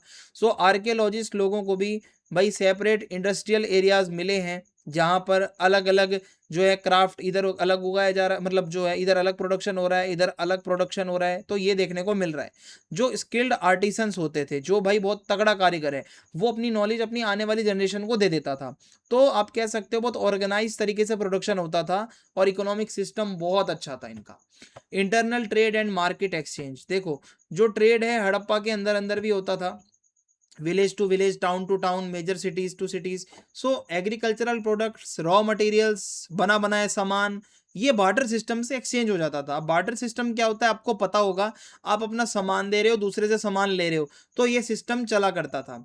अब जो हड़प्पन्स होते थे ना, वो एक स्टैंडर्ड सिस्टम यूज करते थे, वेट का, नापने तोलने का, इनका पूरा तराजू वराजू सब था, पत्थर वत्थर सब थे इनके पास, जिससे कि ट्रेड बिल्कुल फेयर तरीके से हो पाए, ये चीजों को नापते तोलते थे। अब जो रोड होते थे वो सिटीज को कनेक्ट करते थे, टाउन्स को कनेक्ट करते थे, दैट्स वाई मर्चेंट्स जो है वो इजीली अपना सामान इधर से उधर ले जा सकते थे, ट्रांसपोर्टेशन हो सकता था। अब जो इनके जितने भी वेट्स हैं, सील्स हैं, पॉटरी है, वो सब एक जैसी है लगभग, ईंटें वगैरह भी, ये दिखाता है कि भाई इकोनॉमिकली इंटीग्रेशन इनका कितना अच्छा था, है ना, इनका कमर्शियल एक्सचेंज लगातार ये लोग ट्रेड करते थे, ये एक जैसी चीजें यही तो दिखाती हैं। अब एक्सटर्नल ट्रेड भी था इनका, इंडिया से दूर जाकर भी ये लोग ट्रेड करते थे, ये इसका एविडेंस मिलता है। मेसोपोटामिया में ये लोग ट्रेड करते थे, पर्शियन गल्फ में करते थे, ओमान, बहरेन, सेंट्रल एशिया की बहुत जगहों पर ये लोग ट्रेड करने जाते थे। तो मेसोपोटामिया सिविलाइजेशन जो है उसके रिकॉर्ड खुद बताते हैं, एक जमीन है जिसका नाम था मेलुहा, ठीक है, और बहुत सारे हिस्टोरियंस कहते हैं कि ये मेलुहा हड़प्पन सिविलाइजेशन वालों का ही नाम है। सो हड़प्पन्स उनको कॉटन के कपड़े, बीड्स, ज्वेलरी, शेल के ऑब्जेक्ट्स, आइवरी, टिम्बर, मिट्टी के बर्तन, ये सब एक्सपोर्ट किया करते थे, और रिटर्न में वहां से ये लोग कॉपर ले लेते थे, जो हड़प्पा वाले थे, ठीक है, टिन ले लेते थे, सिल्वर ले लेते थे, प्रीशियस स्टोन्स ले लेते थे, रॉ मटेरियल जो बाकी कुछ चाहिए वो ले लेते थे। तो फॉरेन ट्रेड हुआ करता था, ये आप याद रखना। Role of ports, transport and trade network, देखो ट्रांसपोर्ट का बहुत बड़ा रोल है, बिना ट्रांसपोर्ट तो ट्रेड होगा नहीं। तो जितना भी सामान है बैलगाड़ी से जाता था बाय लैंड, और नाव से भी जाता था, रिवर वगैरह का यूज करके, कोस्टल रूट्स का यूज करके। इसका बहुत बड़ा एविडेंस है टेराकोटा मॉडल्स, छोटे छोटे खिलौने मिले हैं, कार्ट्स बने हुए हैं बैलगाड़ी टाइप से, ठीक है, तो ये दिखाता है कि हाँ भाई बैलगाड़ी तो थी। जो लोथल है वहां पे पोर्ट बना हुआ है, बहुत इंपॉर्टेंट जगह है भाई, यहाँ पर नाव आती थी पानी वाली, और वो खड़ी होती थी, जहाज वगैरह खड़ा होता था, वहां से सामान लोड अनलोड सब होता था, मैरी टाइम ट्रेड वहां से होता था। और आर्कियोलॉजिस्ट लोगों ने बहुत बड़ा डॉकयार्ड देखा है, जो दिखाता है कि भाई ओवरसीज ट्रेड वहीं से लोथल से होता था। और रिवर्स हैं जैसे इंडस है, वो तो एक नेचुरल ट्रेड रूट है, वहां से अंदर घुस जाओ नाव लेके भाई, आपका तो पूरा रास्ता भाई वो कनेक्ट हो जाएगा, कोस्टल पोर्ट से आप जाते जाते पहुंच जाओगे कहीं तो। सो ट्रांसपोर्ट सिस्टम इनका बहुत अच्छा था। अब अर्बनाइजेशन की बात करें तो आप कह सकते हो कि urbanisation was both the result and cause of Harappan economic prosperity, कि एक तो भाई हड़प्पन्स बहुत प्रोस्परस थे, दैट्स वाई वहां पर पूरा एक शहरीकरण हो रखा था, शहर था बना हुआ, ठीक है, जो बड़ी बड़ी सिटीज हैं लाइक हड़प्पा, मोहनजोदारो, धोलावीरा, राखीगढ़ी, ये डेवलप्ड क्यों थे, क्योंकि यहाँ पर एग्रीकल्चर अच्छा खासा होता था, यहाँ पर प्रोडक्शन बहुत ज़्यादा होता था, ठीक है, सामान खाना बहुत अच्छा यहाँ पे प्रोवाइड हो जाता था, ट्रेड और इंडस्ट्रीज यहाँ से भी पैसा बनता था। तो अब ये जो हड़प्पन सिटीज़ थी ना, इनकी गलियाँ बहुत प्लानिंग के साथ बनाई हुई थी, एकदम सीधी-सीधी स्ट्रेट गलियाँ होती थी 90 डिग्री पर क्रॉस करती हुई। ड्रेनेज सिस्टम बहुत अच्छा था यहाँ का, नाली का पानी सारा नाली में आगे नाले में जाता था, ऐसा खुले में नहीं पड़ा रहता था। पब्लिक बिल्डिंग्स बहुत ऊँची-ऊँची बनी हुई हैं, गोदाम बने हुए हैं, वेल्स बने हुए हैं 700 से ज़्यादा, है ना, रेसिडेंशियल एरियाज़ बने हुए हैं जहाँ लोग रहते थे, ग्रेनरीज बनी हुई है ना, ग्रेन्स रखने के लिए। सो अर्बन सेंटर्स आप कह सकते हो जहाँ ट्रेडर लोग आते थे, कारीगर आते थे, एडमिनिस्ट्रेटर्स आते थे, लेबरर्स काम करते थे मिलकर। सो सिटीज़ की ग्रोथ यहाँ पर देखने को मिलती है। ओवरऑल हड़प्पन इकोनॉमी बहुत बैलेंस थी, डाइवर्स थी, हर कोई अपना काम करता था, ऑर्गेनाइज थी भाई इनकी इकोनॉमी, और एग्रीकल्चर इनका बैकबोन है, ठीक है, खाना यहीं से आ रहा है। क्राफ्ट इंडस्ट्रीज जो है ना, वो क्या करती थी भाई, वैल्यूएबल सामान बनाती थी, ट्रेड होता था अलग अलग जगहों का। अर्बन प्लानिंग बहुत अच्छी थी, दैट्स वाई इनका जो एडमिनिस्ट्रेशन है वो बहुत अच्छा था, प्रोडक्शन स्मूथली होता था, ट्रेड एंड कॉमर्स अच्छे से हो जाता था। अब इनका जो वेट वाला सिस्टम बहुत अच्छा था, सील्स और ईंटें एक जैसी है इनकी, प्लानिंग के साथ सिटी बनाई है, तो इकोनॉमिक मैनेजमेंट कितना अच्छा है आप सोचो। सो कोई रिटर्न रिकॉर्ड तो मिलता नहीं है कि इकोनॉमी का क्या सिस्टम था, क्योंकि इनकी स्क्रिप्ट हम समझ नहीं पाए। आर्कियोलॉजिकल एविडेंस यही कह रहे हैं कि हड़प्पन्स ने भाई बहुत एडवांस इकोनॉमिक सिस्टम फॉलो कर रखा था, और बहुत तकड़े ही लेवल पे उनकी बातचीत थी, ठीक है। आगे बढ़ते हैं। Discuss the role of trade in the growth of urban centres in ancient India. Trade का क्या रोल है अर्बन सेंटर्स की ग्रोथ में? टाइम पीरियड याद रखना 600 टू 300 बीसी, ठीक है। देखो, अब ये जो पीरियड है इसको सेकंड अर्बनाइजेशन का पीरियड भी कहा जाता है, ठीक है। इस टाइम पे क्या हो रहा था भाई, सेकंड अर्बनाइजेशन इंडियन हिस्ट्री में हो रहा था। बहुत सारे नए नए टाउन्स आगे बढ़ रहे थे, ग्रो कर रहे थे, सिटीज डेवलप हो रही थी, ठीक है। खासकर जो अपना गंगा वैली का एरिया है, जो इंडिया का ईस्ट वाला साइड है, यहाँ बहुत ग्रोथ हो रही थी। मेन रीजन क्या है, यहाँ पर क्या है, बहुत तेजी से ट्रेड बढ़ रहा था, ट्रेड एंड कॉमर्स बहुत ज़्यादा होता था, तो लोग वहाँ रहने जा रहे थे। और एग्रीकल्चर में बहुत इंप्रूवमेंट हो रहा था, जिससे सरप्लस प्रोडक्शन, अच्छा खासा प्रोडक्शन हो रहा था, जिससे कि ट्रेड बढ़ रहा था। मर्चेंट हो गए, क्राफ्टमैन हो गए, रूलर्स हो गए, ट्रेडर्स हो गए, ये सारे के सारे लोगों ने मिलकर सिटीज़ की ग्रोथ करी है। कुछ नाम बताऊं शहरों के, तो राजगृह, पाटलिपुत्र, कौशाम्बी, वाराणसी, उज्जैन, तक्षशिला, चंपा, श्रावस्ती, ये कुछ मेजर सेंटर्स हैं, ठीक है, जहाँ से ट्रेड बहुत होता था, एडमिनिस्ट्रेशन चलाया जाता था। यहाँ इन शहरों का कल्चर बहुत अच्छा था। सेकेंड अर्बनाइजेशन क्या है, देखो 600 बीसी के आगे का जितना भी पीरियड है ना, वो माना जाता है एक एमरजेंस हो रहा था नए शहरों का, ठीक है। हड़प्पन सिविलाइजेशन खत्म हो गई थी। हिस्टोरियंस इसको सेकेंड अर्बनाइजेशन का टैग देते हैं, क्योंकि cities once again became important centres. अब गांव नहीं, सिटीज पे फोकस था। अब यहाँ पे ट्रेड बहुत एक तो इम्पोर्टेंट है, ठीक है, इस पूरे प्रोसेस में व्यापार का बहुत अहम रोल है, क्योंकि एग्रीकल्चरल प्रोडक्शन बढ़ गया था। फार्मर्स अपनी जरूरत से ज़्यादा उगा रहे थे, just for trade and just for money and you can say barter system. So ये जो सरप्लस फूड है ये मार्केट में बेचा जाता था। इससे होगा क्या, ट्रेडर्स मर्चेंट्स लोगों का भाई धंधा सही चल रहा था। धीरे धीरे विलेजेस जो है वो मार्केट से टाउन्स, फिर टाउन्स, फिर मार्केट टाउन्स, फिर बड़ी सिटीज बन गई। सो ट्रेड आप कह सकते हो एक बहुत स्ट्रॉन्ग फोर्स है किसी भी जगह को अर्बन बनाने के लिए। Agricultural surplus created the basis for trade. अब होता क्या है, देखो ट्रेड आखिर हो क्यों रहा है, क्योंकि एग्रीकल्चर बहुत प्रोडक्टिव था इस टाइम पे, बहुत अच्छा था। आयरन के टूल यूज होने शुरू हो गए थे, ठीक है। प्लॉज यानी कि आप कह सकते हो कि जो इनका हल था वो बहुत ही ज़्यादा इम्प्रूव्ड था, ठीक है, हल वगैरह बहुत इम्प्रूव था इनका, बहुत अच्छा हल था। एंड फार्मिंग के मेथड बहुत अच्छे हो गए थे। फार्मर्स ने जंगलों को साफ करा भाई, बड़ी बड़ी जगहों को कल्टीवेट किया, ठीक है, अच्छे से वहाँ पर अच्छी कल्टीवेशन हुई। तो the surplus grain produce by farmers, जो भी ये अनाज उग रहा है एक्स्ट्रा, ये फिर बार्टर सिस्टम में जाएगा, एक्सचेंज हो जाएगा, इसके बदले कपड़े मिलेंगे, टूल्स मिलेंगे, पॉटरी मिलेगी, ज्वेलरी, बाकी का सामान मिलेगा, क्योंकि ट्रेडर्स ये सारा प्रोडक्ट कलेक्ट करते थे और अलग अलग जगहों पर जाकर इसको बेचते थे, ठीक है। धीरे धीरे रैपिडली, बहुत तेजी से मार्केट्स बढ़ने लगी, अर्बन सेंटर्स डेवलप होने लगे। और आप कह सकते हो अगर एग्रीकल्चर सरप्लस ना होता तो शायद बड़े लेवल पर ट्रेड और अर्बन ग्रोथ उतनी ना पॉसिबल हो पाती। Development of market towns and commercial centres. देखो ट्रेड क्या करता है, परमानेंट मार्केट्स को एनकरेज करता है। जब ट्रेड लगातार होगा तो भाई हर किसी को चाहिए एक प्रॉपर मार्केट जैसा कुछ होना चाहिए, और यही मार्केट आगे चलकर कमर्शियल टाउन बन जाती है फिर। अब जैसे शहर है वाराणसी, ये बहुत फेमस है अपने कपड़े के लिए, कौशाम्बी अपने ट्रेड के लिए बहुत फेमस है, राजगिरी अपने एडमिनिस्ट्रेशन के लिए बहुत फेमस है, कॉमर्स के लिए बहुत फेमस है, तक्षशिला अपने इंटरनेशनल ट्रेड के लिए जाना जाता है, उज्जैन अपनी लोकेशन के लिए जाना जाता है। तो ये सिटीज जो है ना, ये ट्रेडर्स को अट्रैक्ट करने वाले शहर थे, क्राफ्ट्समैन को अट्रैक्ट करने वाले शहर थे, मनी लैंडर्स को अट्रैक्ट करने वाले शहर थे, ठीक है। सो कमर्शियल एक्टिविटीज धीरे धीरे बढ़ने लगी, पॉपुलेशन भी इन शहरों की बढ़ने लगी, और अर्बन सेंटर्स बहुत प्रॉस्परस पैसे वाले हो गए। Growth of long distance trade networks, तो इस टाइम पे जो ट्रेड था ना, वो सिर्फ आसपास के विलेजेस में नहीं, बल्कि दूर दूर लॉन्ग डिस्टेंस तक जाकर भी ट्रेड होता था।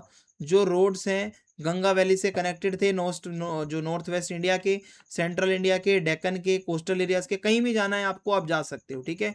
इंपॉर्टेंट ट्रेड रूट जो थे, जो जुड़े हुए थे, वो थे तक्षशिला, उज्जैन, पाटलिपुत्र और ताम्रलिप्ति।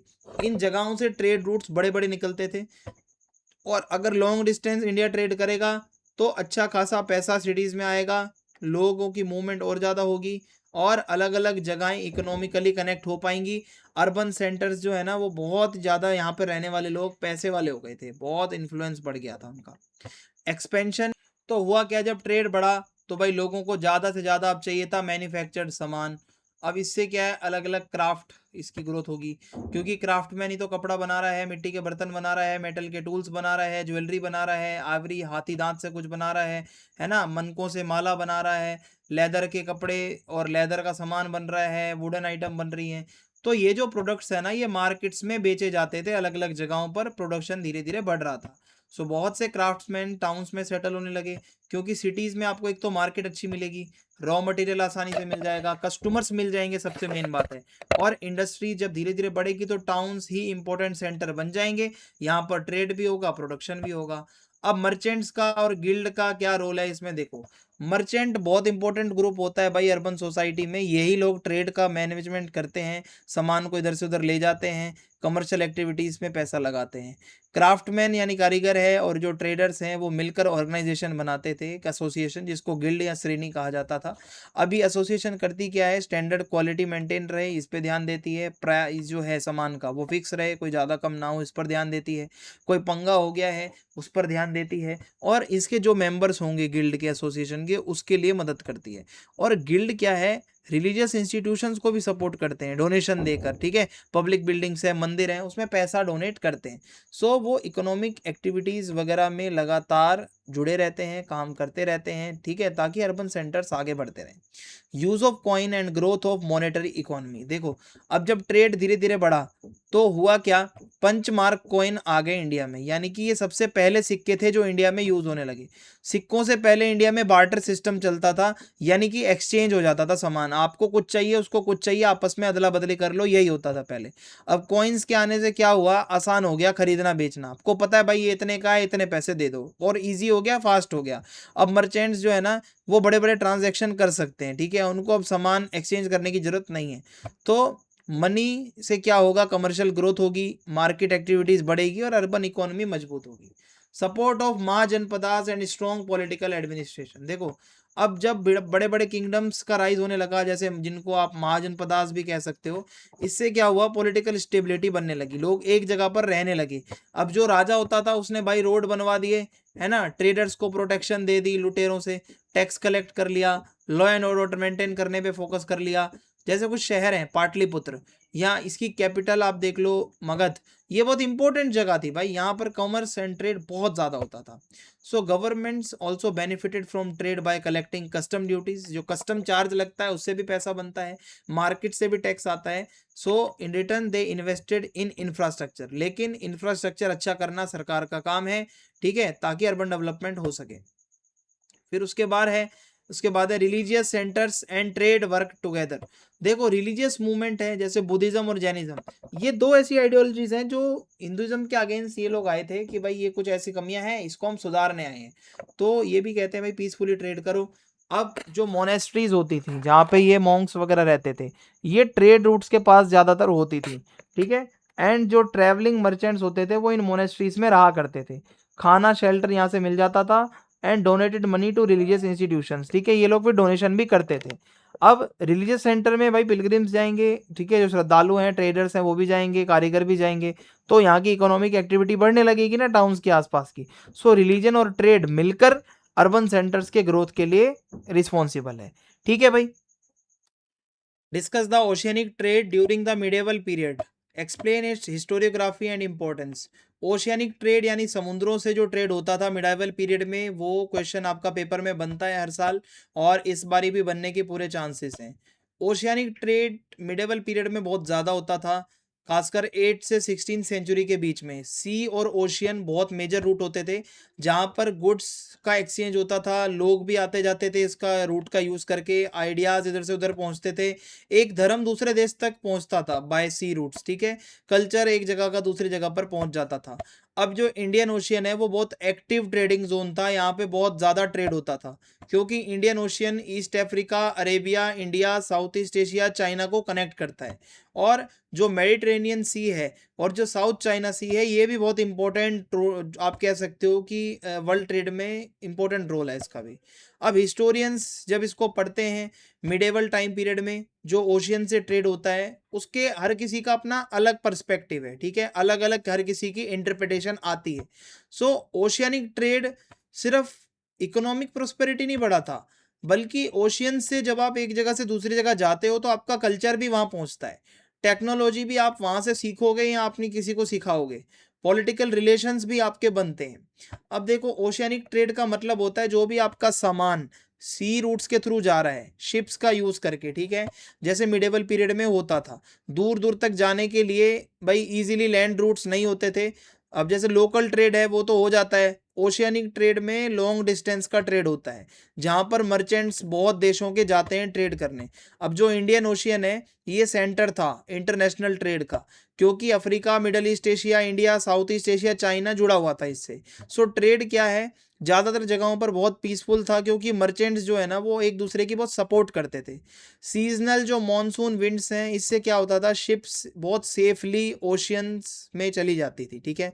सो आप कह सकते हो कि मिडाइवल ओशियनिक ट्रेड जो है वो कहीं ना कहीं एक इंटरकनेक्टेड, सभी देशों को जोड़ने वाला एक ट्रेडिंग नेटवर्क था अलग अलग कॉन्टिनेंट्स का।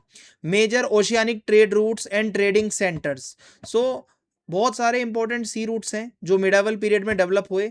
इंडियन ओशियन ट्रेड रूट जो है वो ईस्ट अफ्रीका को जोड़ता था अरेबियन पेनिनसुला के साथ, इंडिया के साथ, श्रीलंका के साथ, साउथ एशिया के साथ, ठीक है, और चाइना के साथ। तो ये सारी चीज़ें आपस में कनेक्टेड थी। अब सिमिलरली जो मेडिटेरेनियन सी रूट होता था वो यूरोप को वेस्ट एशिया के साथ, नॉर्थ अफ्रीका के साथ जोड़ता था। बहुत सारे पोर्ट्स हैं जो इस टाइम पे फेमस थे इंडिया में, कैलिकट, कैम्बे, क्विलन, सूरत, मसूलीपट्टनम, यहाँ पर बहुत अच्छा खासा ट्रेड होता था, बहुत माल आता था।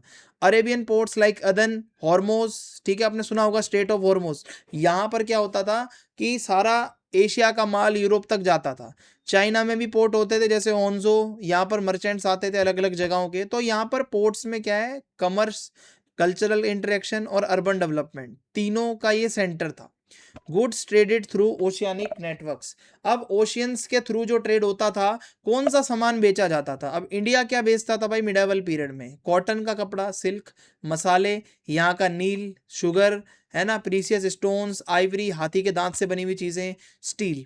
और साउथ ईस्ट एशिया क्या क्या सप्लाई करता था, यहाँ से आपको क्लोव्स, ठीक है, नटमेग, सैंडलवुड, कैंपर, कपूर वगैरह जो होता है ये ज़्यादा एक्सपोर्ट होता था। चाइना से सिल्क जाता था, पोर्सिलेन जिससे बर्तन बनते थे, टी जाती थी, चाइना की चाय बहुत फेमस है, और चाइना का पेपर बहुत एक्सपोर्ट होता था। अब जो अरेबियन ट्रेडर्स थे वो ज़्यादातर घोड़े और खजूर, परफ्यूम, लग्जरी सामान बेचते थे। ईस्ट अफ्रीका वाले गोल्ड, आइवरी और स्लेव्स, याद रखना स्लेव्स का मतलब होता है गुलाम, इंसानों को बेचा जाता था पहले, और एनिमल प्रोडक्ट्स को ये बेचा करते थे। सो अब धीरे धीरे धीरे धीरे जब ये सारी चीज़ें कनेक्टेड हुई तो वेल्थ भी बढ़ने लगी और ट्रेड भी बढ़ने लगा। Role of merchant, ships and monsoon winds. Merchants backbone होते हैं भाई, क्योंकि यही वो लोग हैं जो ट्रेड करने जाते हैं। इंडियन मर्चेंट्स हैं, अरेबियन ट्रेडर्स हैं, पर्शियन मर्चेंट्स हैं, चाइनीज ट्रेडर्स हैं, बाद में यूरोपियन मर्चेंट्स भी आ गए थे। सो ओवरसीज ट्रेड बहुत फेमस था, और शिप बिल्डिंग टेक्नोलॉजी, यानी कि नाव बनाने की जो टेक्नोलॉजी है वो इस टाइम पीरियड में डेवलप हुई थी, क्योंकि दूर दूर तक जाना होता था तो लकड़ी की शिप्स बनाई जाती थी जिसमें हैवी कार्गो, हैवी सामान दूर दूर तक जाता था। और Arab dhows and Chinese junks were famous for their strength and carrying capacity. तो अरेबियन धो एक वहाँ की शिप है, और चाइनीज जंक ये भी वहाँ की शिप है, बहुत फेमस है, मजबूत होती थी।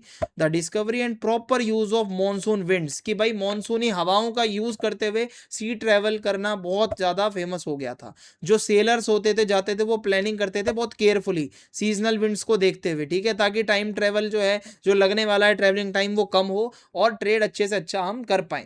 Political support and growth of maritime trade, देखो बहुत सारे मिडेवल रूलर्स थे जो ओशियंस के ट्रेड को सपोर्ट करते थे, क्योंकि इससे स्टेट को रेवेन्यू मिलता था। साउथ इंडियन किंगडम्स जैसे चोलाज होते थे, उनकी तो भाई नेवल पावर बहुत तकड़ी थी, वो पानी वानी में दूर दूर तक पहुंच जाते थे, साउथ ईस्ट एशिया तक। दिल्ली सल्तनत, मुगल्स, इनको भी भाई फायदा होता था बाहर से जो ट्रेड होता है उससे। सो ये ज़्यादा फोकस लैंड एडमिनिस्ट्रेशन पे करते थे, ट्रेड्स पे कम करते थे। लोकल रूलर्स प्रोटेक्टेड पोर्ट्स, जो लोकल लेवल पे रूलर्स हैं वो अपने अपने पोर्ट्स को प्रोटेक्ट करते थे, ठीक है, मर्चेंट्स को भाई सिक्योर रखते थे।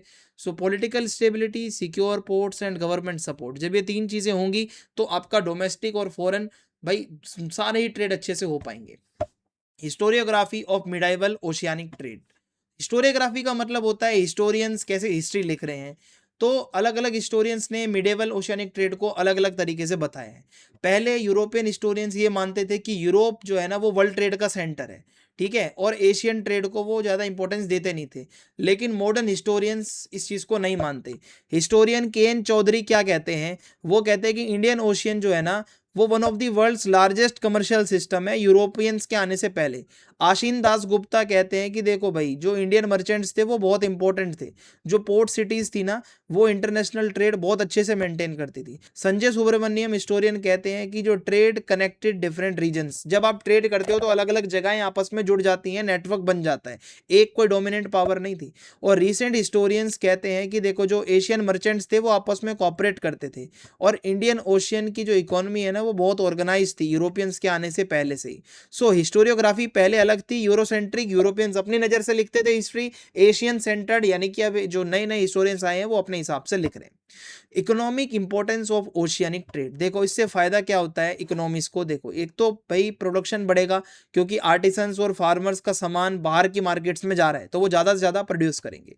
पोर्ट सिटीज़ जो है वो प्रॉस्पेरस हो जाएंगी, क्योंकि वहाँ से कस्टम ड्यूटी का पैसा आएगा, ट्रेड का टैक्स लगेगा वो पैसा आएगा, कमर्शियल एक्टिविटीज़ होंगी वो पैसा बनेगा। और ट्रेड से क्या होता है बैंकिंग का सिस्टम अच्छा हो जाता है, मनी लैंडिंग है ना, लोग उधार लेकर भी प्रोडक्शन करेंगे, इंश्योरेंस, क्रेडिट सिस्टम, ये सब हो जाता है बहुत अच्छा, और पैसा बनता है भाई। जब ट्रेड से पैसा बनेगा तो किंगडम पे पास पैसा जाएगा, मर्चेंट्स भी पैसे वाले हो जाएंगे, अर्बन सेंटर्स बहुत डेवलप हो जाएंगे आगे चलकर। सो मैरीटाइम कॉमर्स, जो समुद्री व्यापार होता है ना, वो मिडेवल इकोनॉमी ग्रोथ में बहुत अहम रोल प्ले करता है। Socio and cultural importance of oceanic trade, देखो भाई अब ये सिर्फ एक्सचेंज ऑफ गुड को नहीं कहते भाई, सामान की अदला बदली को ट्रेड नहीं कहते। देखो अब जब लोग एक जगह से दूसरी जगह जाएंगे तो भाई उनके आइडियाज, उनकी भाषा, उनका धर्म सब जाएगा ना। अंग्रेज यहाँ पर ट्रेड करने आए थे, यहाँ पे वो अपनी इंग्लिश भी लिया है, यहाँ पे वो अपना कल्चर भी लिया है, सब लिया है ना। सो मर्चेंट्स अपना रिलीजन, जैसे कि अगर कोई मर्चेंट इस्लामिक है तो वो अपना इस्लाम, बुद्धिस्ट है तो बुद्धिज्म, हिंदू है तो हिंदुइज्म, वो दूसरे जगहों तक पहुंचा देगा। कल्चरल भाई एक्सचेंज भी होंगे, वहाँ का आर्किटेक्चर आप देखोगे वो आपका देखेंगे, खाना, आपका कपड़ा, आपका लिटरेचर, आपका आर्ट, सब एक्सचेंज हो जाएगा। सो अलग अलग कम्युनिटीज ट्रेडिंग पोर्ट्स में मिलेंगी। सो एक मल्टी कल्चरल सोसाइटी बनेगी जहां पर अलग अलग बैकग्राउंड से आने वाले लोग मिलकर पीसफुली काम करेंगे। सो ओशियनिक ट्रेड क्या है, कल्चरल डाइवर्सिटी को भी प्रमोट कर रहे हैं। यहाँ पे आप देखो कि अलग अलग वैरायटी के लोग आकर मिल रहे हैं। अब है technological and urban development through maritime trade, देखो जब ओशियनिक ट्रेड का ग्रोथ होगा तो ऐसे में क्या होगा कि भाई नेविगेशन कैसे कैसे किस रास्ते से जाना है इसमें भी इंप्रूवमेंट होगा। भाई शिप बिल्डिंग और मजबूत शिप्स बनेगी, मैप्स बनने लगेंगे, लोगों की नॉलेज बढ़ेगी, और जो सेलर हैं जो जा रहे हैं भाई अपनी शिप्स लेके, वो यूज करेंगे अपना कंपास, अपना स्टार, और मतलब ज्योग्राफी की नॉलेज रखेंगे, मॉनसून की विंड पैटर्न क्या है, नेविगेशन को वो इजी बनाएंगे, कहने का मतलब है। और जो पोर्ट सिटीज हैं समुद्र के किनारे बनी हुई, कैलिकट, कैम्बे, हॉर्मोज, अदन, मलाका, ये भाई इतनी प्रॉस्पेरस हो गई, इन पे पैसा ही पैसा आ गया। ठीक है। वेयर हाउस यानी गोदाम, market, dock, roads, administrative institutions, ये सब बनने लगते हैं फिर पोर्ट सिटीज के आसपास।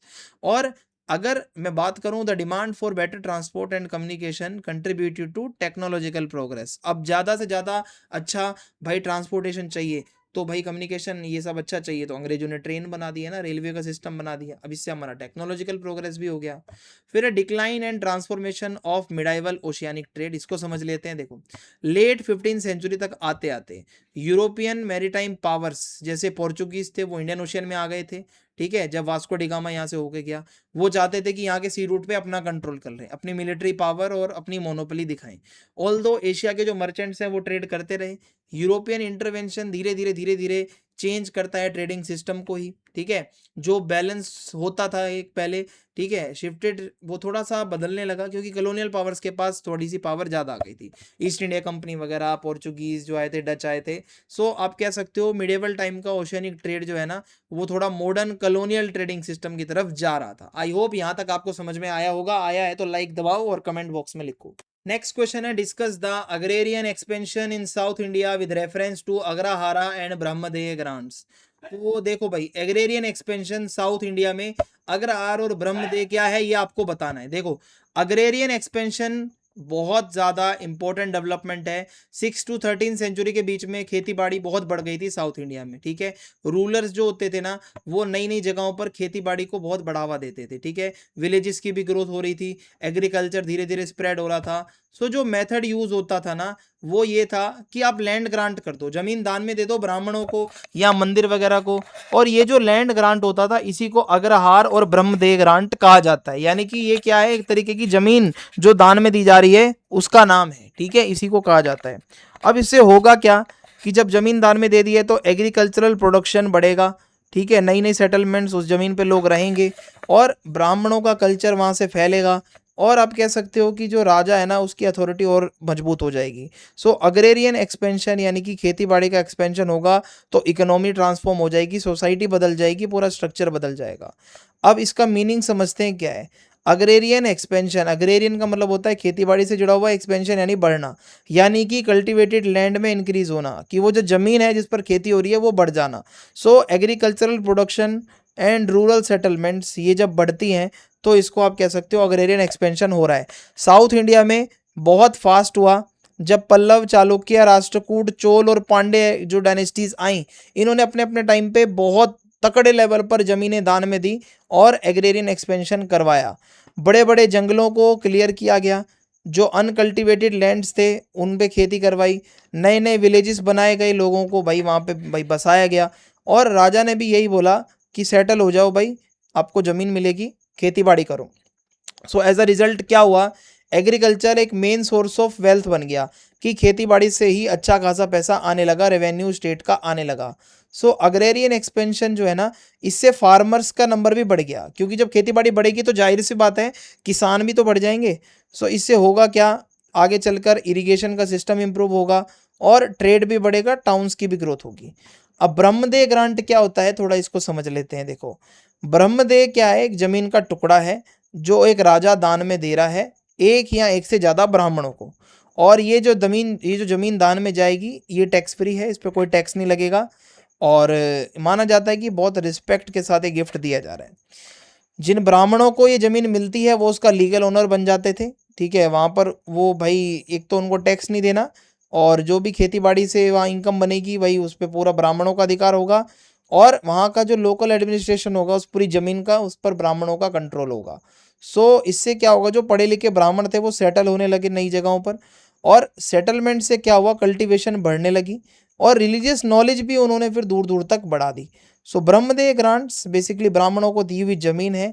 ठीक है, इकोनॉमिक एंड रिलीजियस इंस्टीट्यूशंस दोनों के लिए ये ग्रांट होता था, मंदिरों को भी जमीनें दान में दी जाती थी और 1, 2 या 10 ब्राह्मणों को इस तरीके से भी दी जाती थी। ठीक है, आगे बढ़ते हैं। Meaning and importance of agrahara grants. So agrahara क्या है, एक विलेज है या group of villages granted mainly to a large number of Brahmans. बहुत सारे ब्राह्मणों को जब पूरा गांव का गांव दान में दे दिया जाए तो उसको अग्रहारा कहा जाता है। सो इंडिविजुअल ब्रह्मदेय ग्रांट्स तो इंडिविजुअल्स को है, और अग्रहारा ग्रांट्स पूरे बहुत सारे ग्रुप ऑफ बड़े नंबर ऑफ मतलब ब्राह्मणों को है, बहुत सारे लोगों को दिया जा रहा है। ठीक है, तो अग्रहार क्या है, एक पूरा गांव का गांव बसेगा जहां सिर्फ ब्राह्मण होंगे, और इन विलेजेस में स्कूल्स भी होंगे, मंदिर भी होंगे, ठीक है, लर्निंग के सेंटर भी होंगे, सभी ब्राह्मण मिलकर रहेंगे, रिलीजियस टेक्स्ट पढ़ेंगे, रिचुअल्स करेंगे, तो एक प्रॉपर सोसाइटी बनेगी। अग्रहार बहुत इंपॉर्टेंट सेंटर है भाई, यहाँ पे संस्कृत की एजुकेशन दी जाएगी, वेदों को सिखाया जाएगा, रिलीजियस एक्टिविटीज होंगी, और एक नया एग्रीकल्चरल लैंड, इन जमीनों पर, गांव की जमीनों पर खेती भी होगी। सो अग्रहार में एक तो भाई खेती भी हो रही है, साथ साथ ब्राह्मण वहाँ रह रहे हैं, पढ़ाई लिखाई भी हो रही है, रिलीजियस काम भी हो रहे हैं। Role of kings in promoting agrarian expansion, देखो अब राजाओं का क्या रोल है इसमें। साउथ इंडिया के जो रूलर्स होते थे ना, वो बहुत एनकरेज करते थे इस चीज़ को, और क्योंकि देखो एग्रीकल्चर क्या है, मेन सोर्स ऑफ इनकम है। जब ज़्यादा से ज़्यादा कल्टीवेटेड लैंड होगा तो उतना ज़्यादा प्रोडक्शन होगा, उतना ज़्यादा रेवेन्यू पैसा बनेगा। सो राजा क्या कर रहे हैं भाई, फॉरेस्ट लैंड को डोनेट कर रहे हैं, जो ज़मीन वेस्ट पड़ी है उसको डोनेट कर रहे हैं, या नई कोई टेरिटरी कब्जे में ले ली उसको डोनेट कर रहे हैं ब्राह्मणों को और मंदिरों को। तो इससे क्या है, उन जगहों को साफ कर कर इरीगेशन वहाँ तक पहुँचा कर वहाँ खेती बाड़ी हो रही है, वहाँ से पैसा बन रहा है, वहाँ पर टैंक, कैनाल्स, वेल्स, रिजर्वर सब बनाए जा रहे हैं, ताकि इन जगहों पर पानी टाइम टू टाइम पहुँचता रहे, और इरिगेशन के प्रोजेक्ट से एग्रीकल्चर और अच्छा हो जाएगा, प्रोडक्शन और अच्छा हो जाएगा, नए नए विलेजेस की ग्रोथ होगी। तो इसी को रॉयल पैट्रोनेज कहा जाता है, जब राजा खुद आगे आके सपोर्ट करता है। Development of new villages and agricultural settlements, तो अग्रहार और ब्रह्मदेव समझ आ गया होगा आपको कि एक तो इंडिविजुअल ब्राह्मणों को दिया जा रहा है, एक पूरा का पूरा गांव दान में दिया जा रहा है आपको। ठीक है, तो इससे क्या होगा, नए नए विलेजेस बनने लगे साउथ इंडिया में, और पहले जो जगहों पर कल्टीवेशन नहीं होती थी वो कन्वर्ट हो गए भाई, अब फर्टाइल एरियाज बन गए, वहाँ पर भी भाई खेती बाड़ी होने लगी। फार्मर्स, आर्टिसंस यानी कारीगर, लेबरर्स, मजदूर, सर्विस देने वाले लोग, सभी एक ब्राह्मणों के विलेजेस में आकर जो है वो रहने लगे। ओवर द टाइम ये सेटलमेंट्स जो होती थी ना पूरी की पूरी, अग्रहार वगैरह, ये सेल्फ सफिशिएंट बन गई, अपने ही गांव में सब कुछ उगा रहे हैं, अपने ही गांव में बेच रहे हैं, मतलब एक तरीके से वही हो गया। सो विलेजेस जब धीरे धीरे बढ़ने लगे तो फूड का प्रोडक्शन भी बढ़ने लगा, लोकल इकोनॉमी मजबूत हो गई, रोड, इरिगेशन फैसिलिटी, मार्केट, मंदिर, सब कुछ इनमें होता था, कोई कमी नहीं थी इन गाँव के अंदर। सो लैंड ग्रांट्स डायरेक्टली आप कह सकते हो रूरल डेवलपमेंट भी कर रहे थे कहीं ना कहीं एग्रीकल्चरल ग्रोथ के साथ। Growth of irrigation and agricultural productivity, agriculture जो होता था साउथ इंडिया के अंदर वो बहुत ज़्यादा डिपेंड था इरिगेशन के ऊपर, क्योंकि देखो बारिश बहुत कम होती है साउथ इंडिया साइड में जहाँ की हम बात कर रहे हैं। तो अब ये जो ब्रह्मदेव है और अग्रहार जमीन दी जा रही है ना, अब इसमें खेती के लिए भाई आपको थोड़ा सा वाटर सप्लाई भी तो देनी पड़ेगी, सिर्फ जमीन से क्या होगा। तो जो लोकल असेंबली होती थी और जो ब्राह्मण्स के लैंड होल्डर्स होते थे, उन्होंने रिस्पॉन्सिबिलिटी ली कि भाई हम अपने गांव में टैंक बनवाएंगे, नहर बनवाएंगे, वेल्स बनवाएंगे, है ना, रिजर्वर्स बनवाएंगे, इसका ध्यान रखेंगे। राजा भी इन्वेस्ट करेगा, ध्यान हम सब रखेंगे मिलके। तो इससे क्या है, इरिगेशन इंप्रूव होगी, सो फार्मर्स ज़्यादा से ज़्यादा कल्टीवेशन कर पाएंगे, मल्टीपल क्रॉप्स को एक टाइम पे उगा पाएंगे, जैसे राइस, शुगर केन, कॉटन, दाल वगैरह, ऑयल सीड्स। ठीक है, सो एग्रीकल्चरल प्रोडक्टिविटी बढ़ेगी, इकोनॉमी और स्ट्रांग हो जाएगी। सोशियो कल्चरल इम्पैक्ट क्या पड़ेगा अब इसका, देखो इन सेटलमेंट्स का, एक तो देखो ये जो ब्राह्मणों की सेटलमेंट है ना, इससे सोशियो और कल्चरल लाइफ पूरी बदल गई साउथ इंडिया की। ब्राह्मण अपनी वैदिक जो भी परंपराएं हैं जो वो पढ़ते हैं लिखते हैं वो सब उस गांव में करेंगे, संस्कृत सीखेंगे सिखाएंगे, मंदिरों में वर्शिप होगी, रिलीजियस रिचुअल्स होने लगेंगे नई नई जगहों पे, और मंदिरों में क्या है, एजुकेशन मिल रही है, लोग अपना वहाँ कल्चर सीख रहे हैं, और वहाँ त्यौहार वगैरह मनाए जा रहे हैं, सेरेमनीज हो रही हैं। कास्ट सिस्टम भी इस टाइम पे चल रहा था गांव के अंदर, ब्राह्मण देखो सबसे ऊपर खुद को मानते थे। सो ये भी बहुत ऑर्गेनाइज सिस्टम था कास्ट वाला। और अग्रेरियन एक्सपेंशन आप कह सकते हो कि भाई जब खेती बाड़ी का एक्सपेंशन हुआ तो ब्राह्मणों का कल्चर भी फैलने लगा। तो अब इसका सोशल कल्चरल इम्पैक्ट क्या होगा, ये तो मैंने आपको बता ही दिया है कि भाई अपने हिसाब से सब कुछ कर रहे हैं, मंदिरों में पढ़ाई हो रही है, कास्ट सिस्टम वगैरह सब चल रहा है। अब इकोनॉमिक इम्पोर्टेंस क्या है, ये जो को भाई ये जो लैंड दिया गया है, अब जो अग्रहार है और ब्रह्मदेव है, यहाँ पर गांव की इकोनॉमी मजबूत हो रही है इसको देने से। कैसे, क्योंकि इन जमीनों पर फिर एग्रीकल्चरल प्रोडक्शन भी तो बढ़ेगा, खाना और अनाज उगेगा और उससे ट्रेड होगा और फिर वो अर्बन ग्रोथ होगी वहाँ पे। अब जो फार्मर्स हैं वो ग्रेन्स उगाएंगे, वेजिटेबल्स उगाएंगे, कॉटन उगाएंगे, है ना, मसाले वगैरह सब प्रोडक्शन होगा, क्रॉप्स वगैरह उगेगी।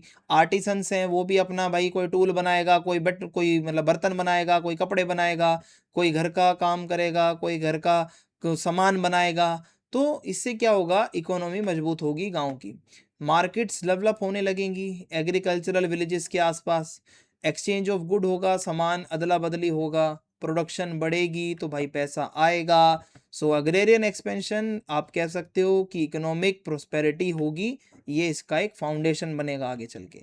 Local self government and village administration, सबसे इंपॉर्टेंट फीचर ब्रह्मदेव विलेजेस का ये था कि डेवलपमेंट ऑफ लोकल एडमिनिस्ट्रेशन, कि लोकल लेवल पे उनको पावर दी गई, आप काम करो।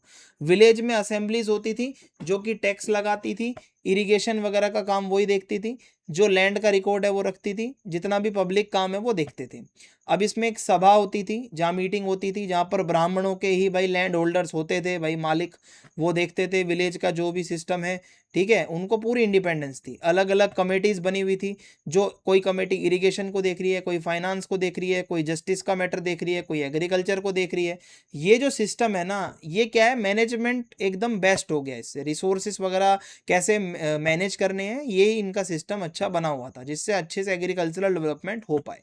अब चोला पीरियड में अगर आप जाओगे तो आपको बहुत ज़्यादा हाईली ऑर्गेनाइज सिस्टम मिलेगा। जो गांव के अंदर क्या होता था ना, जो गवर्नमेंट होती थी सेल्फ गवर्नमेंट, वहीं गांव के लोग ही अपना काम खुद करते थे। ठीक है, और ब्राह्मणों की सेटलमेंट बनी हुई थी, वही अपना सब कुछ संभाल लेते थे। अब अग्रेरियन एक्सपेंशन यानी कि जो खेती बाड़ी का एक्सपेंशन हो रहा है, इससे साउथ इंडिया पूरा ट्रांसफॉर्म हो रहा है, क्योंकि भाई कल्टीवेटेड लैंड, कल्टीवेटेड एरिया बढ़ रहा है, एग्रीकल्चर स्ट्रेंथनिंग हो रही है और विलेज सेटलमेंट्स प्रमोट हो रहे हैं, ज़्यादा से ज़्यादा लोग गांव में रह रहे हैं, जिससे इकोनॉमी भी इंप्रूव हो रही है। और इससे होगा क्या कि भाई जो राजा हैं उनको मदद मिलेगी, उनकी अथॉरिटी नए नए रीजन्स तक पहुंचेगी और कल्चरल इंटीग्रेशन यानी कि ब्राह्मणों का अपना भी कल्चर है, ट्रेडिशन है, उस जगह पे आएगा। सो ये सिस्टम की कुछ लिमिटेशंस भी हैं, क्योंकि इतने बड़े बड़े टैक्स फ्री ग्रांट होंगे तो स्टेट का रेवेन्यू बहुत कम हो जाएगा, क्योंकि स्टेट का पैसा जो है वो टैक्स से आता है। So the concentration of land in the hands of Brahmins increase social inequality. सिर्फ ब्राह्मणों को सब दोगे तो भाई इससे सोशल इनइक्वालिटी तो होगी ना, बाकी लोगों ने क्या किया है, लोअर कास्ट वाले लोग लैंडलेस हैं, ब्राह्मणों को गांव के गांव दान में दिए जा रहे हैं। सो लिमिटेशंस भी हैं, लेकिन स्टिल अग्रहार और ब्रह्मदेव इनका बहुत बड़ा रोल है एग्रेरियन इकोनॉमी को आगे बढ़ाने में। नेक्स्ट क्वेश्चन है हमारा, analyse debates on urban decay and approaches to study medieval Indian towns, यानी कि हमें समझना है मिडाइवल इंडिया में जो टाउन्स थे उनको स्टडी करने की क्या क्या अप्रोचेस हैं, अर्बन डिके क्या होता है, देखो मैं आपको बताऊंगा। देखो भाई, मिडेवल इंडिया के जो टाउन्स थे ना, ये बहुत इंपॉर्टेंट टॉपिक है इंडियन हिस्ट्री का। हिस्टोरियंस की बहुत तकड़ी डिबेट चलती है, क्या इंडियन टाउन्स डिक्लाइन हो जाते हैं after the early medieval period, और whether they continue to grow in new forms. क्या वो जो टाउन्स थे वो अर्ली मिडेवल पीरियड के बाद क्या वो डिक्लाइन हो गए थे? तो कुछ हिस्टोरियंस का मानना है कि जो अर्बन सेंटर्स हैं ना, उनमें डिक्लाइन हुआ, क्योंकि पॉलिटिकल चेंजेस हो रहे थे इंडिया में, लॉन्ग डिस्टेंस का ट्रेड बहुत वीक हो रहा था। बाद के हिस्टोरियंस ने बोला कि भाई ये टाउन्स डिसअपियर नहीं हुए थे, उनका नेचर बदल गया था।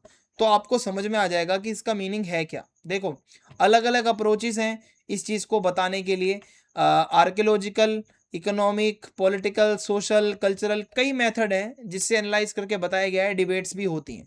अर्बन डिके का मतलब क्या होता है, पहले तो आप इसको समझो। अर्बन डिके का मतलब होता है कि टाउन्स जो है ना, उनकी कमी हो जाना, यानी कि वहाँ की पॉपुलेशन घट जाना, वहाँ का ट्रेड कम हो जाना, एडमिनिस्ट्रेशन वहाँ का खराब हो जाना, इकोनॉमिक एक्टिविटीज़ वहाँ की कम हो जाना। तो कुछ हिस्टोरियंस का ये मानना है कि बहुत सारे जो पुराने टाउन्स थे ना, उनकी इंपॉर्टेंस बिल्कुल ख़त्म हो गई थी गुप्ता पीरियड के बाद में। और वो कहते हैं कि देखो, ट्रेड कम हो गया, सिटीज़ छोटी हो गई, बहुत सारे लोग गाँव की तरफ चले गए, सो अर्बन सेंटर्स हो गए वीक, और अब वो बड़े सेंटर नहीं बचे। अर्बन डिके का हमेशा ये मतलब नहीं होता कि टाउन पूरा गायब ही हो गया, लेकिन टाउन चेंज हो गया, उसका रोल चेंज हो गया है। ठीक है, कोई टाउन रिलीजियस सेंटर बन गया, कोई एडमिनिस्ट्रेटिव सेंटर बन गया, कोई मिलिट्री टाउन बन गया। सो अर्बन डिके क्या है, एक डिबेट का मैटर है। अर्ली हिस्टोरियंस का क्या मानना था अर्बन डिक्लाइन को लेकर, पहले मैं आपको ये समझा देता हूँ। देखो, सबसे पहली डिबेट जो हिस्टोरियंस की स्टार्ट होती है, वो ये कहते हैं कि इंडिया में एक सेकेंड अर्बन डिक्लाइन हुआ है, यानी कि गुप्ता पीरियड के बाद अर्बनाइजेशन कम हुआ है। और इसमें बहुत सारे फैक्टर्स हैं इसके, जैसे लॉन्ग डिस्टेंस का जो ट्रेड है दूर दूर तक, वो कम हो गया था। कॉइन्स का सर्कुलेशन कम हो गया था, जो बहुत सारे कारीगर हैं वो गाँव चले गए थे। पॉलिटिकल फ्रेगमेंटेशन, टुकड़ों में भाई इतने सारे आप कह सकते हो राजा महाराजा थे, आपस में ही लड़ते रहते थे, तो इससे मर्चेंट्स की सेफ्टी बहुत खराब हो गई थी। एग्रीकल्चर जो है उस पे ज़्यादा फोकस हो रहा है, ट्रेड पे कोई फोकस कर नहीं रहा था। सो ये थ्योरी यही कह रही है कि जो सिटीज़ है ना, वो उसकी इकोनॉमिक स्ट्रेंथ ही चली गई थी, क्योंकि सोसाइटी जो है वो रूरल हो रही थी ज़्यादा से ज़्यादा, अर्बन नहीं रह रही थी। सो ये बहुत पॉपुलर इंटरप्रिटेशन है अर्बन डिके की, और बहुत लोगों ने इसको माना। आर एस शर्मा क्या कहते हैं, देखो हिस्टोरियन आर एस शर्मा बहुत फेमस नाम है, वो इस चीज़ को सपोर्ट कर रहे हैं। वो कहते हैं कि बड़े स्केल पर जो ज़मीनें दी गई हैं, ठीक है, किंग्स ने ब्राह्मणों को, मंदिरों को जो दी है ना, इससे स्टेट की पावर हो गई कम, और इससे हुआ क्या, सारे रिसोर्सेज गांव में दे दिए आपने, और इससे ट्रेड कम हो गया, कॉइन्स कम हो गए, क्राफ्ट प्रोडक्शन बिल्कुल खत्म हो गया, मार्केट्स छोटी हो गई, अर्बन सेंटर्स की तो मीनिंग ही खत्म हो गई। सो वो कहते हैं कि फ्यूडलिज्म जो आया ना जब इंडिया में, तो अर्बन जो सिस्टम था वो थोड़ा खराब हो गया। अब अर्बन डिके थ्योरी की कुछ लोग क्रिटिसिज्म भी करते हैं, बहुत सारे मॉडर्न हिस्टोरियंस हैं जो एग्री नहीं करते। वो कहते हैं कि आर्कियोलॉजिकल डिस्कवरी ये दिखाती है कि बहुत सारे टाउन थे, नई नई सिटीज़ थी, जो ड्यूरिंग द दिल्ली सल्तनत, ठीक है, और मुगल पीरियड। और जैसे मैं आपको बताऊं, जब पुराने टाउन्स खत्म हुए तो नए टाउन्स आ गए, ट्रेड रूट्स जो है ना वो शिफ्ट हो गए, वो गायब नहीं हुए थे, वो दूसरा कोई ट्रेड रूट आ गया। क्राफ्ट की इंडस्ट्री भी धीरे धीरे आगे बढ़ रही थी, रीजनल ट्रेड स्ट्रांग हो गया था, इंटरनेशनल नहीं हो रहा तो रीजनल तो हो ही रहा था। तो अर्बन लाइफ जो है ना अडेप्टेड टू चेंजिंग पॉलिटिकल, और जो ये जो कंडीशंस बदल रही थी है ना, पॉलिटिकल और इकोनॉमिक कंडीशन, तो वो अडेप्शन हो रहा था। सो आप ये नहीं कह सकते कि शहर गायब हो गए थे। स्कॉलर्स कहते हैं कि भाई देखो, अर्बन ट्रांसफॉर्मेशन का टाइम तो था, growth of new medieval towns, तो अब जब नए किंगडम्स की एस्टेब्लिशमेंट हुई तो बहुत सारे नए टाउन्स बने, ठीक है। दिल्ली सल्तनत में दिल्ली, सिरी, तुगलकाबाद, फिरोजाबाद, ये वो टाउन्स थे जो दिल्ली सल्तनत के टाइम पर आए। मुगल एम्पायर के टाइम पे आगरा, लाहौर, फतेहपुर सीकरी, शाहजहानाबाद, ठीक है। रीजनल किंगडम्स डेवलप हुए, बहुत सारी सिटीज डेवलप हुई, विजयनगर, अहमदाबाद, जौनपुर, बिदार, गुलबर्ग।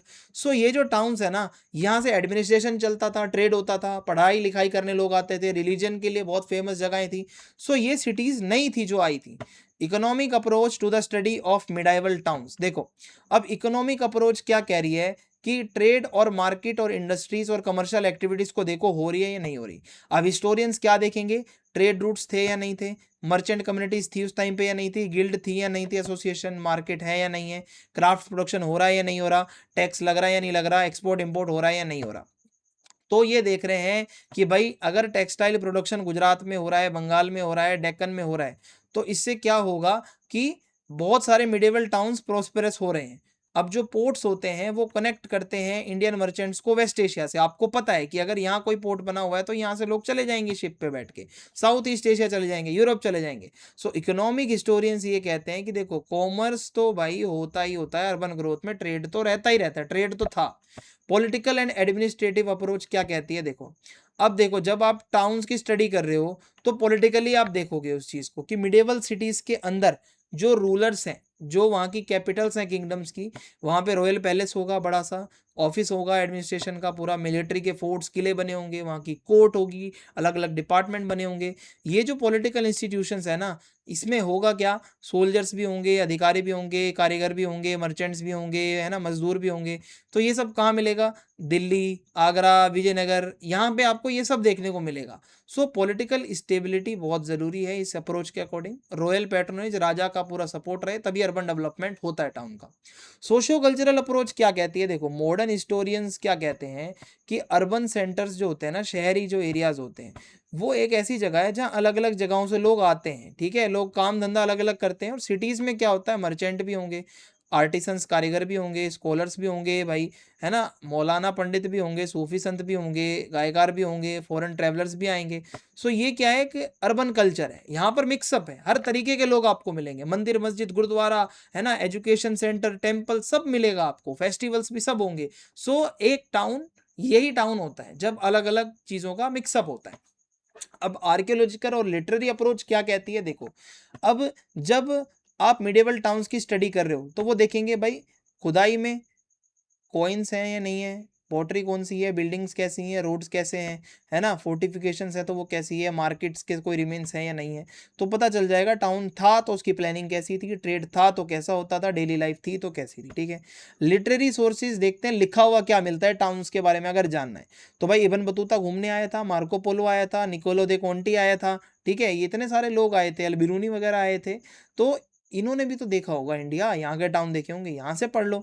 जो पर्शियन भाषा में हिस्ट्री लिखी हुई है, कोर्ट हिस्टोरियंस होते हैं, यहाँ मंदिरों से बहुत चीज़ें मिलती हैं, रेवेन्यू रिकॉर्ड्स हैं, लोकल लिटरेचर होता है, वहाँ से पढ़ लो, देख लो कि भाई टाउन था तो वो कैसा था, आपको मिडिवल टाइम का अर्बन लाइफ के बारे में पता चल जाएगा।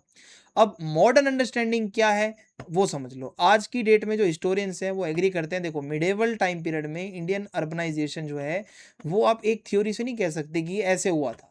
कुछ टाउन ऐसे थे भाई जो डिक्लाइन हुए क्योंकि पॉलिटिकल चेंजेस वहाँ पर हुए होंगे, जाहिर सी बात है, ट्रेड रूट बदल गए होंगे या कोई एनवायरमेंटल फैक्टर रहा होगा। But at the same time नए टाउन भी तो आ रहे हैं ना, दिल्ली सल्तनत के टाइम पे, रीजनल किंगडम्स के टाइम पे, मुगल एम्पायर के टाइम पे आगरा फतेहपुर सीकरी है ना, और दिल्ली सल्तनत के टाइम पे तुगलकाबाद है ना, दिल्ली है, और रीजनल किंगडम्स हैं जैसे विजयनगर है। सो अर्बन डेवलपमेंट जो है वो एक जगह से दूसरी जगह पर अलग अलग होता है। सो मॉडर्न हिस्टोरियंस यही कह रहे हैं कि मिडिवल इंडिया एक पीरियड ऑफ चेंजिंग पैटर्न है, अर्बनाइजेशन अलग अलग जगहों पे अलग अलग लेवल का है, कंप्लीटली खत्म नहीं हुआ है, ठीक है। तो इसी के साथ वीडियो एंड होती है। आप कमेंट करके फीडबैक जरूर देना, वीडियो को लाइक करना, चैनल को सब्सक्राइब करना। जय हिंद, जय भारत।